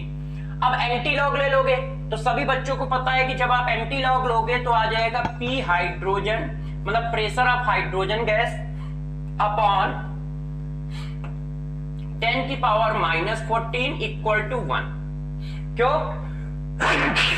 सॉरी बच्चों, तबीयत 4-5 दिन से सही नहीं चल रही। 10 की पावर 0 की वैल्यू क्या होती है, 1 होती है। तो 10 की पावर 0 की वैल्यू 1 हो गई, तो प्रेशर मेरे दोस्त कितना निकल आया? प्रेशर की वैल्यू मेरे प्यारे बच्चों निकल के आ गई क्या, 10 की पावर 14 माइनस का। तो 10 की पावर -14 कोई आंसर है, ये आंसर है। तो ये हमारा आंसर हो गया। तो जरा गौर से ध्यान रखिएगा, हाइड्रोजन का स्टैंडर्ड इलेक्ट्रोड पोटेंशियल, हाइड्रोजन का जो स्टैंडर्ड इलेक्ट्रोड पोटेंशियल होता है वो ऑलवेज हमें कितना लेना दोस्त, 0 लेना है। ठीक है, क्वेश्चन में ये पूछा गया था कि यार हाइड्रोजन हाफ सेल है, उसका इलेक्ट्रोड पोटेंशियल 0 लाने के लिए कितना प्रेशर वहां पर रखना पड़ेगा। अब प्रॉब्लम यहाँ क्वेश्चन में 2 थी। ये क्वेश्चन अच्छा है क्योंकि 2-3 क्लिकिंग पॉइंट है ना। जैसे यदि वो पकड़ नहीं पाओगे तो क्वेश्चन फंसेगा। तो पहला हमारा क्वेश्चन में क्लिकिंग पॉइंट ये था कि यार हम सेल रिएक्शन कौन सी कंसीडर करें, क्योंकि कोई भी इलेक्ट्रोड 2 रिएक्शन कर सकता है, एक ऑक्सीडेशन की, एक रिडक्शन की। भाई ये रिडक्शन है, ये ऑक्सीडेशन है, तो हम कौन सी लेके चले? यदि हम इस रिएक्शन को लेके चलेंगे तो आंसर अपोजिट आएगा ना, अलग आएगा। तो हम कौन सी लेके चलें? तो जब तक मेंशन ना हो, यदि उसने मेंशन नहीं किया कि रिडक्शन पोटेंशियल की बात चल रही है कि ऑक्सीडेशन पोटेंशियल की बात चल रही है, तो ऑलवेज रिडक्शन वाली रिएक्शन लोगे। पहला क्लिकिंग पॉइंट ये है। दूसरा क्लिकिंग पॉइंट ये है कि standard reduction potential of hydrogen को हम लोग ने 0 अज्यूम किया है पूरी इलेक्ट्रोकेमिस्ट्री में। तो ये बात हमें याद होगी तो हम इसकी वैल्यू डाल पाएंगे। ठीक है, और तीसरा तो बस कैलकुलेशन है, और वो तो आप हमसे ज्यादा अच्छी कर लेते हो यार दोस्त। ठीक है ना, समझ पा रहे हो? चलो अगले क्वेश्चन में चलते हैं। देखो यार, अब हम इस क्वेश्चन को सॉल्व करने की कोशिश करते हैं। तो प्यारे बच्चों जरा इस क्वेश्चन पे नजर मारो और नजर मार के बताओ जरा क्वेश्चन क्या है। The E cell standard for a given reaction has a negative value. उनका कहना है कि कोई हमारे पास सेल है, उसके लिए ई सेल स्टैंडर्ड जो है उसकी वैल्यू दोस्त निगेटिव है। मैंने कहा ठीक है। Which of the following gives correct relation from the value of delta G not and equilibrium. तो डेल्टा जी नॉट और इक्विलिब्रियम के लिए करेक्ट रिलेशन क्या होगा? तो यदि ई सेल स्टैंडर्ड निगेटिव है तो delta G standard equal to होता है -NF ई सेल नॉट। ये वैल्यू मेरे दोस्त निगेटिव है, इसका मल्टीप्लायर हुआ है इस वैल्यू से और ये भी निगेटिव है, तो सभी बच्चे जानते हैं कि डेल्टा जी की वैल्यू कैसी आ गई, पॉजिटिव। पॉजिटिव वैल्यू का मतलब होता है ग्रेटर देन जीरो। तो डेल्टा जी ग्रेटर देन जीरो होगा, तो लेस देन जीरो वाले आंसर तो आप काट ही सकते हो, ये दो तो उड़ गए। अब बात आती है इक्विलिब्रियम कांस्टेंट। अब इक्विलिब्रियम कांस्टेंट के लिए हम लोगों ने इलेक्ट्रोकेमिस्ट्री में नहीं, केमिकल इक्विलिब्रियम में पढ़ाया था, delta G equal to minus 2.3032 nRT log equilibrium constant. ध्यान है सारे बच्चों को। अब आप समझ गए होंगे, यदि इसकी वैल्यू पॉजिटिव है तो ये कैसी है, निगेटिव वैल्यू। तो सभी बच्चों को पता है, बाकी ऐसे ही लिख दिया है मैंने, जो लिखा है वो सभी बच्चों को पता है कि साइन कैसा आएगा, निगेटिव आएगा। तो इसका मतलब ये आएगा कि log equilibrium equal to negative value, और log equilibrium equal to negative value आएगा तो इक्विलिब्रियम इक्वल टू क्या आएगा, 10 की पावर निगेटिव वैल्यू। और 10 की पावर निगेटिव वैल्यू का मतलब हुआ 1/10 पॉजिटिव वैल्यू, और 1/10 पॉजिटिव वैल्यू का मतलब हुआ कि यार k की वैल्यू लेस देन 1 आएगी। क्यों 1/10 है, 10 में कोई भी अंडर रूट लगा उसकी वैल्यू ग्रेटर देन 1 होती है, किसी का भी under root always greater than 1 होता है, किसी का भी मतलब 1 से बड़ी वैल्यू का, 1 से बड़ी वैल्यू का under root always greater than 1 ही आता है। तो इसका मतलब इक्विलिब्रियम क्या होगा, लेस देन 1 होगा, क्योंकि ये 1 से बड़ा होगा तो पूरी वैल्यू क्या हो जाएगी, 1 से छोटी हो जाएगी। ऐसा कहां लिखा है, ये देखो। तो बस हमारा ये आंसर हो गया। नेक्स्ट क्वेश्चन पे चलते हैं दोस्त।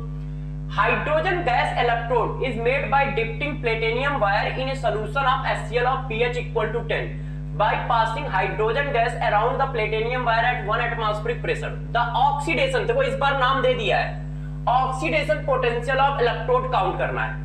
अब उसने नाम दे दिया है तो रिएक्शन लिखना इजी हो गया।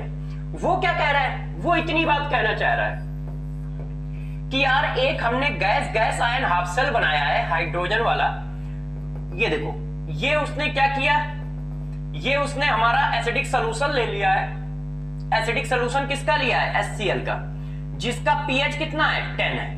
और जैसे ही pH 10 बोलेगा तो सभी बच्चों को पता चल गया कि HN कंसंट्रेशन कितना होगा, 10 की पावर -10। क्यों, HN कंसंट्रेशन इक्वल टू होता है 10 की पावर -pH। इसी फार्मूले को अप्लाई कर दिया है तो HN कंसंट्रेशन हमें यार दोस्त क्या हुआ, पता लग गया। अब वो क्या कह रहा है, इसमें हम लोगों ने इस तरह से प्लेटिनियम वायर लगा रखा है जैसा हमेशा करते आए हैं, इस तरह से ये हो गया, ठीक है। यहां से हम लोगों ने हाइड्रोजन गैस पास कराई है दोस्त, और जो हाइड्रोजन गैस पास कराई है उसका प्रेशर हमने दे दिया है 1 एटमॉस्फेयर प्रेशर। यहां से 1 एटमॉस्फेयर प्रेशर अप्लाई कर दिया है, और साथ साथ में जो प्लेटिनियम वायर लगाया है उसको भी हम लोगों ने मेंशन कर दिया है ऐसे, ये प्लेटिनियम वायर है इस तरह से, और ये प्लेटिनियम का हमारा प्लेट है, ये प्लेटिनियम वायर है, ये प्लेटिनियम वायर है, ऐसा काम है। अब उनका कहना क्या है, उनका कहना है कि यार इसका ऑक्सीडेशन पोटेंशियल बताओ, मतलब ये हाफ सेल ऑक्सीडेशन की तरह काम कर रहा है। तो यदि ऑक्सीडेशन पोटेंशियल की बात कर रहा है तो इसका मतलब रिएक्शन क्या हो रही होगी, रिएक्शन मेरे दोस्त ये हो रही होगी, ऑक्सीडेशन रिएक्शन हो रही है ना, तो 0 से क्या जा रहा है, +1 जा रहा है। अब इसका पोटेंशियल निकालोगे तो क्या आएगा, E equal to E0 -0.06 divided by 2 log, ठीक है। अब देखो डायरेक्ट लिख लो, कंसंट्रेशन ऑफ HN का square divided by pressure of hydrogen. Gas है ना, तो यार गैस का तो प्रेशर लेते हैं इक्विलिब्रियम में। अब ये वैल्यू हमें निकालनी है, ये ऑक्सीडेशन पोटेंशियल है। अब ये ऑक्सीडेशन पोटेंशियल कितना रखा जाए, 0। कैसे, अभी मैंने पीछे पढ़ाया है, ये देखो दोस्त, यदि उसका स्टैंडर्ड रिडक्शन पोटेंशियल 0 होता है तो ऑक्सीडेशन भी तो 0 होगा। मैंने कहा था कि यदि किसी का रिडक्शन पोटेंशियल पता है तो उसका ऑक्सीडेशन पोटेंशियल आपको हमेशा पता है, उसी हाफ सेल का, बस माइनस साइन लगाना है। तो 0 में माइनस साइन लगाओगे तो फिर 0 आएगा, ठीक है। तो इसका मतलब ये लिखा जाए या ये लिखा जाए, दोनों लिख देता हूं, जैसे मान लो गड़बड़ ना हो, इनकी वैल्यू क्या आएगी, 0। तो यार ये वैल्यू तो आपको दी है, 0 हो गई। अब ये वैल्यू हमने रख दी 0.03 लॉग HN कंसंट्रेशन क्या हो गया 10 की पावर 20। क्यों? 10 की पावर -10 है, 10 की पावर -10 का स्क्वायर हो जाएगा तो 10 की पावर -20 हो जाएगा। प्रेशर की वैल्यू कितनी दे रहा है 1, तो इसका मतलब ये आ गया 0.03 इंटू 20 वोल्ट। अब इसको मल्टीप्लाई कर लो तो आई थिंक कितना आ जाएगा 6 वोल्ट आ जाएगा, आ जाएगा कि नहीं 6 के आसपास। अब देखो हमारा 6 वोल्ट आ रहा है, 6 के आसपास आ रहा है, ये 0.6 अब 0.6 आ रहा है मगर इनका ये आ रहा है, तो ये दोनों आंसर सही है। क्यों? क्योंकि आपको ध्यान होगा कि यहां पर वैल्यू मैंने पढ़ाई थी 0.0591, इसी को हम अप्रोक्सीमेट 0.06 ले लेते थे न्यूमेरिकल वैल्यू को इजी करने के लिए, तो 0.6 का मतलब यही है, ठीक है। और इस तरह से हमारा आंसर आ गया। नेक्स्ट क्वेश्चनों पे चलते हैं। अब जरा देखो यार दोस्त, इतने बड़े क्वेश्चन में ये क्या बात कहने की कोशिश कर रहे हैं। इनका कहना है कि एक बटन सेल है। बटन सेल क्या होता है, ये वैसे अभी पढ़ाएंगे हम लोग, बैटरी है ये, ठीक है। बैटरी जैसे आपका जो वॉच होता है ना, वॉच में छोटा सा सेल लगा होता है ना, उसी को बटन सेल कहते हैं, ठीक है। तो उससे नाम से टेंशन ना लो, अपने को एक सेल रिएक्शन चाहिए। Button cell used in a watch function as a this. एक वॉच है जिसमें इस तरह का इलेक्ट्रोड पोटेंशियल बनता है। मैंने कहा ठीक है भाई, यहां पर देखो 0 Zn solid plus Ag2O solid plus water liquid 2Hg solid plus Zn ion equals plus 2OH ion equals if half cell potential are this. उनके हाफ सेल पोटेंशियल भी दिए हैं, यहां पे कामा मार देना, है ना। उनके हाफ सेल पोटेंशियल भी दिए हुए हैं। The cell potential will be, ये तो बहुत इजी क्वेश्चन है। देखो यार, सेल पोटेंशियल पूछ रहा है, तो दोस्तों मैंने आपको पढ़ाया है कि सेल पोटेंशियल इक्वल टू होता है क्या, reduction potential of cathode minus reduction potential of anode. यही तो पढ़ाया है, 3 फार्मूले लिखे थे, उसमें से ये फार्मूला मैंने कहा था सबसे ज्यादा चलता है, reduction potential of cathode, reduction potential of anode. तो जरा बताना, ये क्या है 0, ये क्या है +2, तो इसका मतलब ये तो ऑक्सीडेशन है, और ये दोस्त ऑक्सीडेशन है, तो ये क्या हो गया एनोड हो गया, ये तो एनोड हो गया ना। अब कैथोड क्या है, ये क्या है +1 और ये क्या है 0, तो ये हमारा कैथोड हो गया, ये कैथोड हो गया। अब कैथोड का रिडक्शन पोटेंशियल, कैथोड कौन है सिल्वर वाला, तो सिल्वर वाले का रिडक्शन पोटेंशियल ये दिया है, ये देखो +1 और ये 0, इसका रिडक्शन पोटेंशियल यहां लिखा है, ये देखो। तो इसका रिडक्शन पोटेंशियल आपने रख दिया 0.34, माइनस साइन लगा दिया। अब एनोड का क्या है, Zn एनोड है, एनोड का क्या दिया है ऑक्सीडेशन पोटेंशियल, कि इसका भी रिडक्शन, इसका भी रिडक्शन पोटेंशियल दिया है, ये देखो दिया है। मैंने उस जगह पे पेन चला दिया है, तो थोड़ा सा उसको रफ कर देता हूं, जैसे आप लोगों को पता चल जाए, उसको ऊपर लिख दूंगा कि ये देखो दिया है, ठीक है। इस चीज को मैं ऐसे लिख देता हूं, ये कैथोड है, ये देखो। तो ये देखो Zn+2 से Zn, ये भी रिडक्शन पोटेंशियल दिया है, कितना है ये, तो बस रिडक्शन पोटेंशियल रख दो। अब इन दोनों को सॉल्व करोगे तो सिंपल सी बात है, ऐड हो जाएंगे। तो यार ऐड हो जाएंगे तो कितना आ जाएगा 76 और +34, 76 + 34 कितना होता है 110 होता है। अब इसमें पॉइंट लगा लो, तो 2 पॉइंट बाद है, तो ये वैल्यू आ रही है, वो भी कैसा प्लस साइन के साथ, तो +1.1 ऐसा कोई आंसर दिख रहा है, ये आंसर हो गया है। ये तो सबसे इजी क्वेश्चन था, बस इसमें क्वेश्चन बहुत बड़ा लिखा था, तो लग रहा था कुछ डरावना टाइप का है, तो कुछ अच्छा होगा, बड़ा क्वेश्चन होगा, टफ क्वेश्चन होगा, और प्यारे बच्चों वो तो सबसे इजी क्वेश्चन था। तो दोस्तों अब इस क्वेश्चन को जरा सॉल्व करके बताओ कि इसको कैसे सॉल्व करें, जरा चेक करना। The electrode potential of copper, यार इस क्वेश्चन को मैं नहीं सॉल्व करूंगा यार, ये तुम ही सॉल्व करो, बस मैं एक बार लिख देता हूं। वो कह रहा है कि ये एक हाफ सेल है, copper equals, copper double ion equals 2, copper 1 equals, जिसका उसने इलेक्ट्रोड पोटेंशियल दिया हुआ है स्टैंडर्ड, कितना दिया है मेरे दोस्त, दिया है 0.15 वोल्ट। साथ में उन्होंने एक और दिया, copper +1 equals gives copper solid, ये वाला, ये देखो। इसका इलेक्ट्रोड पोटेंशियल ये है स्टैंडर्ड, ये देखो। अब वो इसका पूछ रहे हैं कॉपर +2 इक्वल्स कॉपर सॉलिड, इसका स्टैंडर्ड इलेक्ट्रोड पोटेंशियल वो पूछना चाह रहा है, ये देखो ऐसे विल बी। तो अब क्या है बताओ, इनके क्या ऐड करोगे, डेल्टा जी या ई? ये क्या दिया है हाफ सेल, ये क्या दिया है हाफ सेल, और पूछा क्या गया है हाफ सेल। हाफ सेल दिया जाए, हाफ सेल पूछा जाए तो ऑलवेज क्या ऐड होंगे, डेल्टा जी ऐड होंगे। तो इन दोनों के डेल्टा जी ऐड करके इसके बराबर कर देना, और कुछ नहीं करना है, डायरेक्ट ऐड करना है। ये देखो, ये क्वेश्चन आपके लिए छोड़ रहा हूं, जब डायरेक्ट ऐड करोगे तो ये कट जाएगा। और डेल्टा जी एक क्या है स्टेट फंक्शन है, तो आप बिल्कुल उसी तरह से ऐड करोगे जैसे थर्मोडायनेमिक्स में करते थे या मैथ्स में करते हो, कि जो मन है वो करो, बस फाइनल ये रिएक्शन आनी चाहिए। और जो रिएक्शन के साथ करोगे वही डेल्टा जी के साथ करोगे, मतलब जिसका मल्टीप्लाई करना है मल्टीप्लाई करो।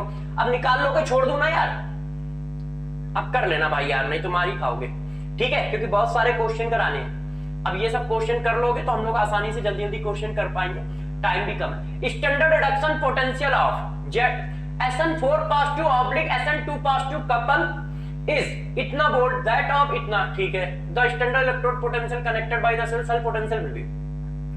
उनका कहना है, ये क्वेश्चन में कई बार पीछे अभी करा के आया हूं, उनका कहना है कि एक हमारे पास ये हाफ सेल है, कौन सा हाफ सेल है जरा देखो, SN स्टैंडर्ड इलेक्ट्रोड पोटेंशियल दिया है SN4 SN2, जिसका स्टैंडर्ड इलेक्ट्रोड पोटेंशियल दिया है +1.5 वोल्ट।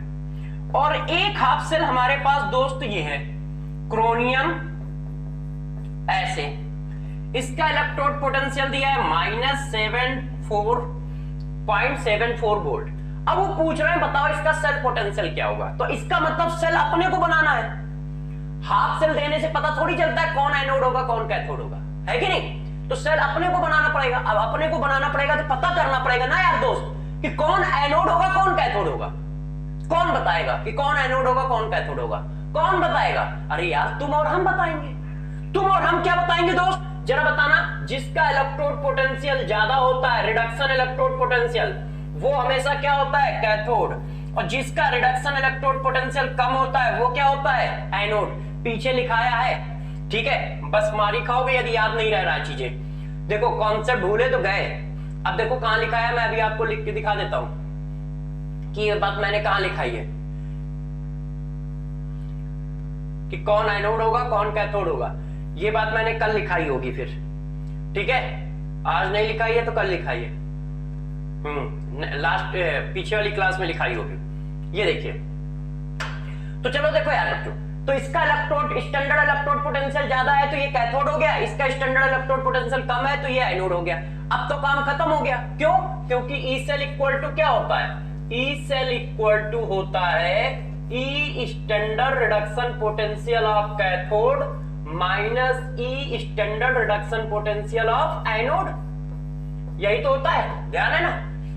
अब यार वैल्यू डाल दो, तो वैल्यू तो डाल ही लोगे यार। रिडक्शन पोटेंशियल की वैल्यू कितनी है 0 प्लस 0.15, और इसकी कितनी है 0.74। अब ये ऐड हो जाएगा क्योंकि माइनस है और माइनस वहां लगेगा तो प्लस हो जाएगा, तो ऐड होने पर वैल्यू ये आ जाएगी, ठीक है। नेक्स्ट, अब जरा प्यारे बच्चों देखो इस क्वेश्चन को, for the reduction of silver ion with copper metal the standard reduction potential of cell is इतना, the value of standard gives free energy. यार इसमें हमें कुछ करना ही नहीं है, डेल्टा जी इक्वल टू होता है -NFE सेल स्टैंडर्ड। वो कह रहा है इसका डेल्टा जी बताओ, तो n की वैल्यू डाल दें, f की वैल्यू तो हमें हमेशा पता होती है कूलम, और ई सेल स्टैंडर्ड की वैल्यू उन्होंने दे रखी है +0.46 वोल्ट। अब प्रॉब्लम है कि n की वैल्यू पता चल जाए तो खेल हो जाए, और n क्या होता है सेल से पता चलेगा। सेल क्या बना है, सिल्वर आयन को कॉपर मेटल में डाला गया है। तो जरा बताओ सिल्वर आयन को कॉपर मेटल में डालोगे तो क्या होगा, ये सिल्वर आयन है और आपने कॉपर मेटल में डाल दिया, ये इक्वल्स, तो क्या होगा ये कॉपर आयन और ये सिल्वर। ऐसा ऐसे क्वेश्चन कैसे सॉल्व करते हैं अभी इलेक्ट्रोकेमिस्ट्री में पढ़ाऊंगा भी। इलेक्ट्रोकेमिस्ट्री में इस तरह के क्वेश्चन पढ़ाऊंगा, जैसे आप लोगों ने स्कूलों में पढ़ा होगा या कहीं लिखा पढ़ा होगा कि कॉपर की रॉड को यदि जिंक सल्फेट के सॉल्यूशन में डाला जाए तो क्या होगा। इसी तरह से सिल्वर की रॉड को यदि कॉपर के सॉल्यूशन में डाला जाए तो क्या होगा, ये देखो, है ना। तो ये सारी बातें भी पढ़ाई जाएंगी कि क्या होगा। अभी तो हम लोग सेल रिएक्शन की बात कर रहे हैं। तो जितने इलेक्ट्रॉन का ऑक्सीडेशन होता है उतने ही इलेक्ट्रॉन का रिडक्शन होता है। तो ऑक्सीडेशन कितने इलेक्ट्रॉन का हुआ है, 2, तो रिडक्शन भी कितने इलेक्ट्रॉन का होगा, 2, तो n की वैल्यू कितनी आ गई, 2 आ गई, n की वैल्यू आ गई मेरे दोस्त। तो हमारा क्वेश्चन हो गया। अब बस आप इसको सॉल्व कर लीजिएगा, आंसर आ जाएगा। ठीक है दोस्त, अब आप इसको क्या करेंगे, सॉल्व करेंगे, आंसर आ जाएगा।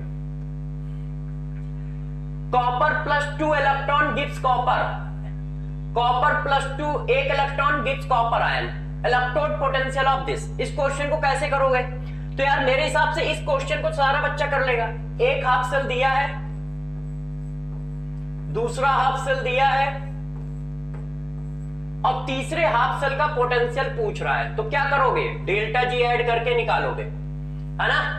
डेल्टा जी ऐड कर लोगे, निकाल लोगे। कैसे निकालोगे, जैसे पीछे निकालना सिखाया था, कर लेंगे इस क्वेश्चन को। कॉन्सेप्ट समझ गया कैसे करना है, डेल्टा जी ऐड करने।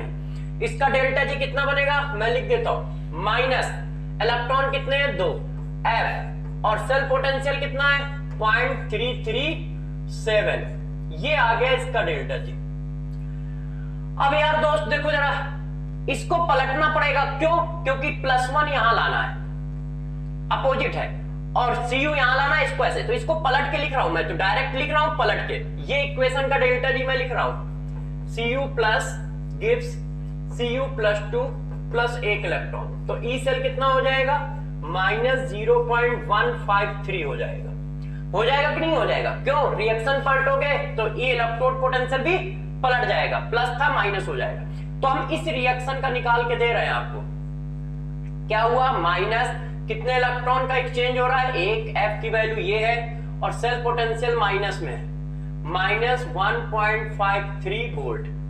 अब इन दोनों को जोड़ दोगे तो ये आ जाएगा, और फिर इसमें यही फार्मूला लगा के निकाल लोगे। ठीक है, अब जरा देखो यार दोस्त, इस क्वेश्चन को देखो, the standard free energy of the following, standard free energies of the formation at 298 kelvin are heat up in, मतलब इंथैल्पी ऑफ फॉर्मेशन दी है, गिव फ्री एनर्जी की। Standard free energy, free energy का मतलब delta G हुआ मेरे दोस्त। ठीक है, किसका किसका दिया है, वाटर का, कार्बन डाइऑक्साइड और पेंटेन का। पूछ क्या रहा है, ई सेल पूछ रहा है।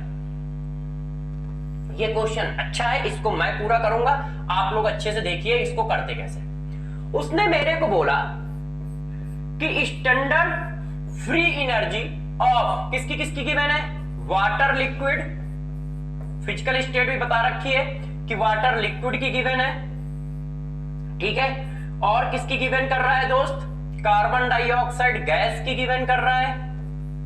ठीक है, 2 की गिवन कर रहा है आई थिंक, और पेंटेन, और पेंटेन की गिवन कर रहा है। पेंटेन तो सब लोग जानते हैं, C5H12, एन लगा है ना, गैस, इनकी गिवन की है। और वैल्यू कितनी है, वैल्यू दी है -237.2, इसकी वैल्यू दी है +394.4, इसकी वैल्यू दी है -8.2, इसकी वैल्यू दी। अब वो पूछ रहा है डेल्टा ई निकालो, किसका, पेंटेन ऑक्सीजन फ्यूल सेल। तो पहले थोड़ा फ्यूल सेल के बारे में बता दें, क्योंकि ये सब बैटरी में पढ़ोगे, हो सकता है वहां तक हम लोग ना पहुंच पाए, इतना टाइम ना हो, तो बीच बीच में यदि टर्म आ रहा है तो बताते जा रहा है। फ्यूल सेल का मतलब कुछ नहीं होता है, जब किसी हाइड्रोकार्बन को या किसी को भी बर्न करते हो, तो बर्न करने में जो एनर्जी निकलती है, उस एनर्जी को इलेक्ट्रिकल एनर्जी में कन्वर्ट करना ही फ्यूल सेल है। फ्यूल सेल क्या है, किसी भी फ्यूल को बर्न किया, बर्न करने से जो एनर्जी निकली, उस केमिकल एनर्जी को इलेक्ट्रिकल एनर्जी में कन्वर्ट करना क्या काम होता है, फ्यूल सेल का काम होता है। बस ये होता है फ्यूल सेल। तो फ्यूल सेल एक गैल्वेनिक सेल की तरह ही काम करता है, उसमें कोई डिफरेंस नहीं है, बस नाम है। और नाम ऐसा क्यों लिखा गया है, क्योंकि यहाँ पे हमेशा कंबशन होता है, और कंबशन होने से जो एनर्जी निकलती है उसको हम इलेक्ट्रिकल एनर्जी में कन्वर्ट कर रहे होते हैं। ठीक है, किसी ने कहा सर ये कैसे होता है, तो मेरे दोस्तों ये जो तुम बाइक, स्कूटी, कार ये सब चलाते हो, इसमें यही सेल होता हमारा फ्यूल होता है, फ्यूल कंबशन होता है, और वो इलेक्ट्रिकल, वहां सिस्टम अलग है मगर लगभग इसी तरह का एक सिस्टम है। वो अलग तरह से काम करता है, ये अलग तरह से काम करता है, मगर लगभग वही चीज है। तो जरा देखो यार, पेंटेन है, अब पेंटेन को जब तुम बर्न करोगे ऑक्सीजन के साथ तो क्या क्या बनेगा? ये गैस है, ये गैस है, बर्न किया तो कार्बन के रिस्पेक्ट में हमेशा कार्बन डाइऑक्साइड, 10 बार पढ़ा चुके हैं, गैसीय स्टेट में भी पढ़ाया है, थर्मोडायनेमिक्स में भी पढ़ाया है। और हाइड्रोजन के रिस्पेक्ट में क्या बनेगा? वाटर। ये देखो, अब ये रिएक्शन है फ्यूल सेल की, और ये क्या है? लिक्विड। अब मेरे दोस्त इस रिएक्शन को बैलेंस कर लो, तो देखो 10 और 6 ये बैलेंस हो गई, 8 हो गया ना, ये ज्वाइंट कर दो। ये देखो, अब रिएक्शन बैलेंस हो गई, तो इस रिएक्शन का ई सेल स्टैंडर्ड पूछा जा रहा है, इस रिएक्शन का। तो मेरे दोस्त, इस रिएक्शन का यदि ई सेल स्टैंडर्ड वो हम लोगों से पूछने की कोशिश कर रहा है, तो इस रिएक्शन का डेल्टा जी मिल जाए। यदि डेल्टा जी मिल जाएगा तो हम ये फार्मूला लगा देंगे। ये देखो, डेल्टा जी की वैल्यू मिल जाएगी, यहां डाल देंगे। अब डेल्टा जी की वैल्यू कितनी आएगी? तो जरा डेल्टा जी की वैल्यू देखो, क्या निकालोगे? Delta G of reaction equal to क्या होता है? Delta G standard product minus delta G standard reactant. अब डेल्टा जी स्टैंडर्ड प्रोडक्ट क्या है? ये। रिएक्टेंट क्या है? ये। इसमें इसका डेल्टा जी क्या रखोगे? 0। क्यों? आपको पीछे पढ़ाया है, नेचर में जो जिस फॉर्म में एग्जिस्ट करता है, नेचर में जो जिस फॉर्म में एग्जिस्ट करता है उसका हीट ऑफ फॉर्मेशन भी 0 होता है और उसका डेल्टा जी भी 0 होता है। नेचर में जो जिस फॉर्म में एग्जिस्ट करता है उस फॉर्म में उसका डेल्टा जी और हीट ऑफ फॉर्मेशन क्या होता है? 0 होता है। तो अब जरा देखो, हम प्रोडक्ट निकालने जा रहे हैं। प्रोडक्ट कौन है? Carbon dioxide. कार्बन डाइऑक्साइड की 1 मोल की वैल्यू दी है, कार्बन डाइऑक्साइड के 1 मोल की वैल्यू दी है, देखो यूनिट लिखी है, किलो जूल पर मोल। तो 1 मोल की वैल्यू दी है, और यहां कितने मोल खर्च हो रहे हैं? 5। तो देखो मैं डायरेक्ट लिख रहा हूं, 5 इंटू 394.4, ये कार्बन डाइऑक्साइड हो गया। प्रोडक्ट माइनस रिएक्टेंट लिख रहा हूं। अब वाटर की कितनी दी है? -237.2, और वहां वाटर कितने हैं? 6। तो 6 इंटू -237.2, ये हमारा पूरा हो गया प्रोडक्ट। ठीक है। अब रिएक्टेंट मेरे दोस्त देखो, रिएक्टेंट में इसकी 0 हो गई तो डायरेक्ट इसकी डाल रहा हूं, कितनी है? -0.82, तो माइनस माइनस क्या हो जाएगा? प्लस। और मोल भी कितने हैं? 1, और पर मोल दिए। अब ये निकल के आ गया क्या? डेल्टा जी रिएक्शन, उसको आप यहां डाल दोगे। डेल्टा जी रिएक्शन यहां आ गया। F की वैल्यू जानते हो, बात आई N की वैल्यू दोस्त कितनी डाली जाए? तो यार N की वैल्यू यहां से निकाल लो। यहां पर इसकी ऑक्सीडेशन नंबर कितनी है? 4 है कार्बन डाइऑक्साइड की, और यहां पर इसकी ऑक्सीडेशन नंबर निकालो, कितनी है? हाइड्रोजन की +1 डालोगे और +1 डाल के निकाल लो। उससे क्या होगा? इलेक्ट्रॉन का चेंज पता चल जाएगा, कितने इलेक्ट्रॉन चेंज हो रहे हैं गिवन रिएक्शन में। क्या कितने इलेक्ट्रॉन चेंज हो रहे हैं? तो निकाल लोगे ना, कितना आएगा? 12/5 आएगा। अब वो जो मैंने फार्मूला पढ़ाया था x mod p - q, उससे n निकाल लेना, वही n यहां डाल दोगे। अब कैलकुलेट कर लेना, आंसर आ जाएगा आपका। ठीक है, थोड़ा लंबा क्वेश्चन है इसलिए मैंने छोड़ दिया है करके। डेल्टा जी रिएक्शन ये आ गया आपका। ठीक है, F फराडे वैल्यू है, कांस्टेंट होती है, ई सेल स्टैंडर्ड निकालना है। n की वैल्यू कहां निकाल लोगे? ऐसे निकाल लोगे, मॉड की वैल्यू के 5 mod 12/5 -4। किसी ने कहा 12/5 कैसे आएगा? यार ये 5x हुआ, ये +12 हुआ बराबर 0, तो उधर जाएगा, ऐसे आ जाएगा। अब इसकी वैल्यू आ जाएगी, तो n की वैल्यू ये आ गई हमारे। ये देखो, n डाल दोगे, f डाल दोगे, डेल्टा जी ये निकाल दिया है, ई सेल निकल आएगा। नेक्स्ट, अब जरा देखो यार दोस्तों, इस क्वेश्चन को जरा करते हैं, इस क्वेश्चन को जरा समझो। The equilibrium constant of reaction, इस रिएक्शन का इक्विलिब्रियम कांस्टेंट पूछ रहा है, तो ये तो डायरेक्ट फार्मूला बेस्ड हो गया। मैंने आपको पढ़ाया था E0 इक्वल टू हमारा होता है 0.06 डिवाइडेड बाई n। n की वैल्यू कितनी आएगी? 2 का ऑक्सीडेशन हो रहा है, 2 का रिडक्शन, और इक्विलिब्रियम अब बस वैल्यू डाल दो, आंसर आ जाएगा। इसकी वैल्यू कितनी है, इसकी वैल्यू कितनी है, ये क्या है, लॉग इक्विलिब्रियम। अब सॉल्व कर लो यार दोस्त। तो अब मैं छोड़ दूं। देखो यार, बोर्ड पे इतनी कैलकुलेशन नहीं हो सकती, लेक्चर बहुत लंबे लंबे हो जाते हैं, ठीक है। इतनी कैलकुलेशन यदि मैं बोर्ड पे करूंगा तो ये क्या आ गया, 10 की पावर आ गया 0.46 डिवाइडेड बाय 0.3। अब आप इसको सॉल्व कर लीजिए, देख लीजिए कौन सा आंसर आपका बनता है। कैलकुलेशन तो देख ली ना कैसे किया। ये देखो फार्मूला कराया है इक्विलिब्रियम कांस्टेंट और उसका, ये देखिए उसी फार्मूले को लगा दिया है।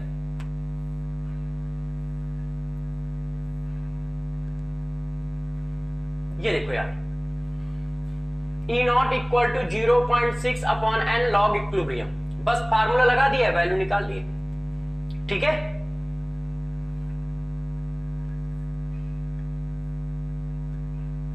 ये देखो दोस्त, तो ये क्वेश्चन आया। अब इससे हमारा क्या आ जाएगा, इक्विलिब्रियम कांस्टेंट आ जाएगा, वैल्यू निकाल लोगे। अब हम लोग इस लास्ट क्वेश्चन को कर लेते हैं। तो ये क्वेश्चन तो देखो सारे बच्चे कर ही लोगे, हाफ सेल का है। ये एक हाफ सेल दिया है, इसका पोटेंशियल इतना दिया है, फिर हाफ सेल दिया है, इसका पोटेंशियल इतना दिया है, और फिर एक हाफ सेल का पूछ रहा है। इसको मैं कर देता हूं, ये थोड़ा सा अलग टाइप का क्वेश्चन लग रहा है, तो एक क्वेश्चन मैं कर देता हूं, है ना। इस क्वेश्चन को मैं सॉल्व कर देता हूं। देखो जरा बच्चों, इसने क्या पूछा है।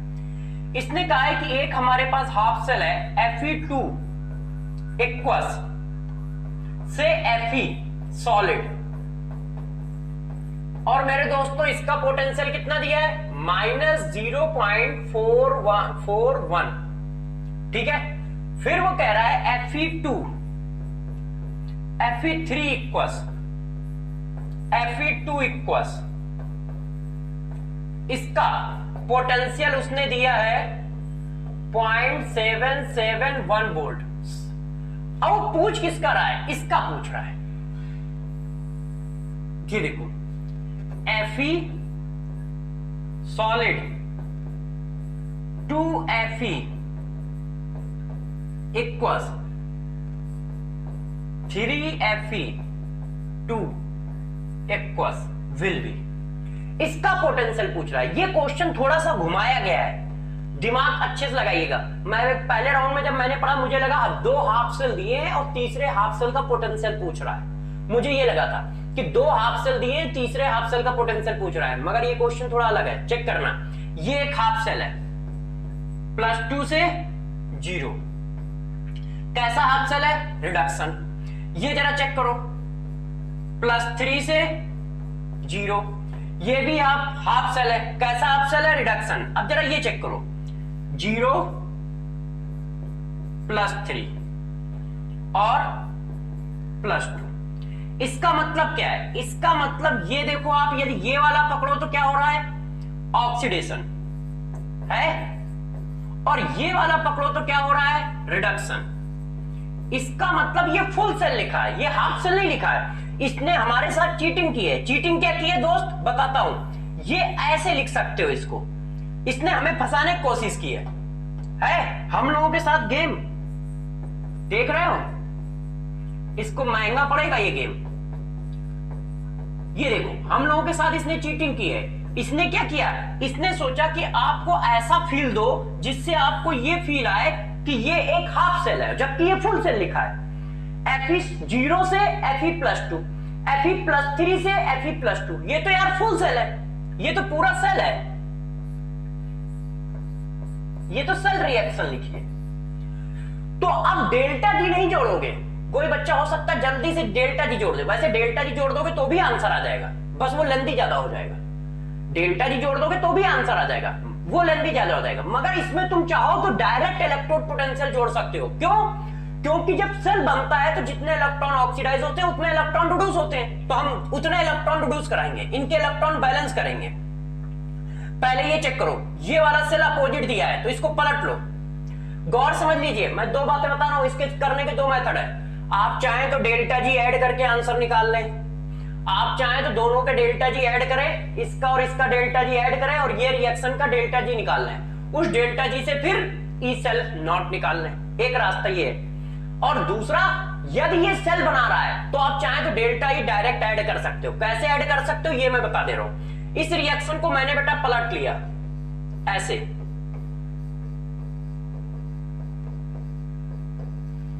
इस तरह से, और इसका वोल्टेज भी पलट गया इस तरह से, ऐसे।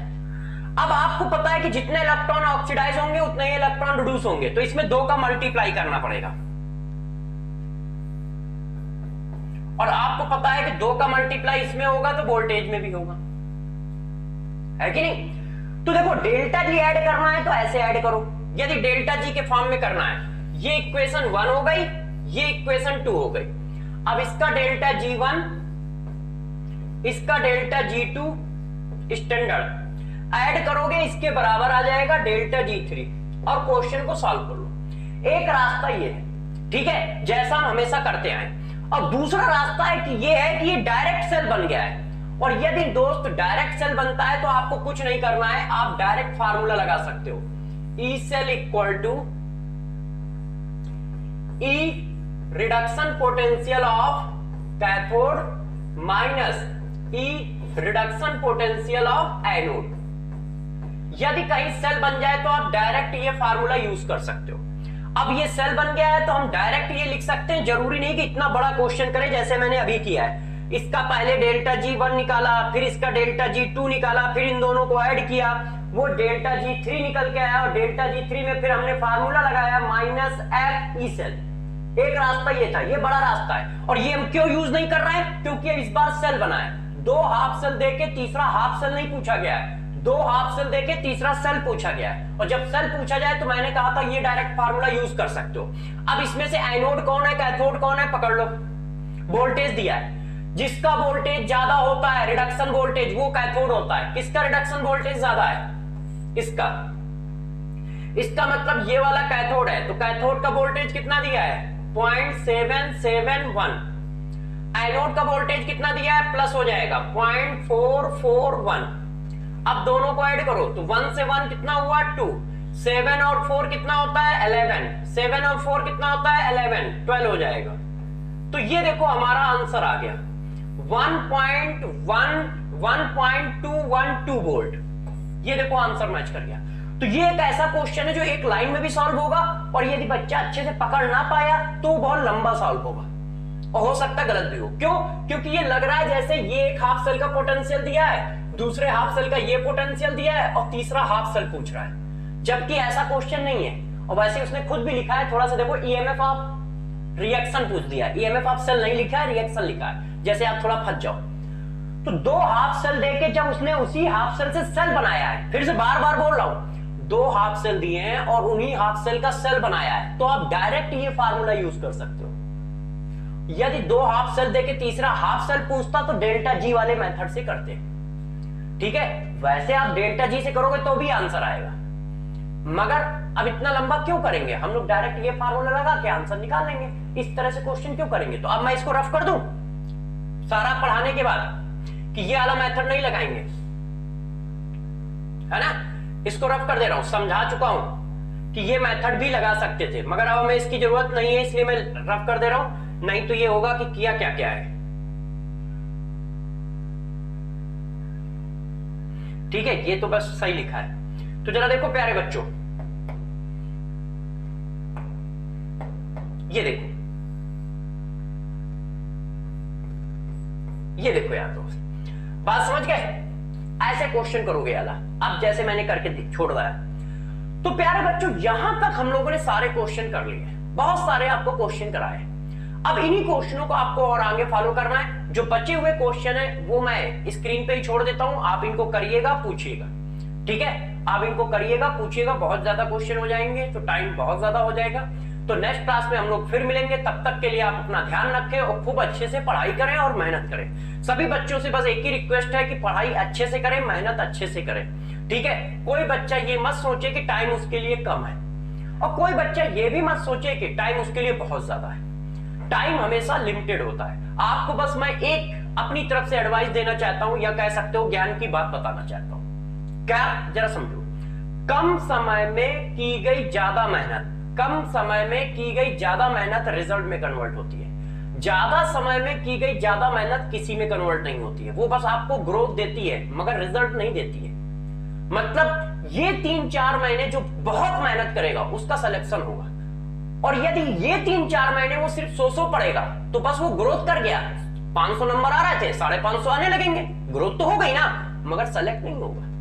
तो ध्यान दीजिएगा, समझदार इंसान और सिलेक्शन वाले बच्चे में यही डिफरेंस होता है। कोई सोचते हैं कि नहीं जिनका सिलेक्शन होता है बहुत ज्यादा पढ़ते हैं, ऐसा कुछ नहीं है। अब मुझे याद आया, मैं किसी दिन एक बच्चे को लाऊंगा, ठीक है, उसकी ऑल इंडिया रैंक 19 है, और उससे आपको बात कराऊंगा, स्टूडियो में ही लाऊंगा, किसी दिन जरूर बात कराऊंगा, 2-4-6-1 हफ्ते के अंदर।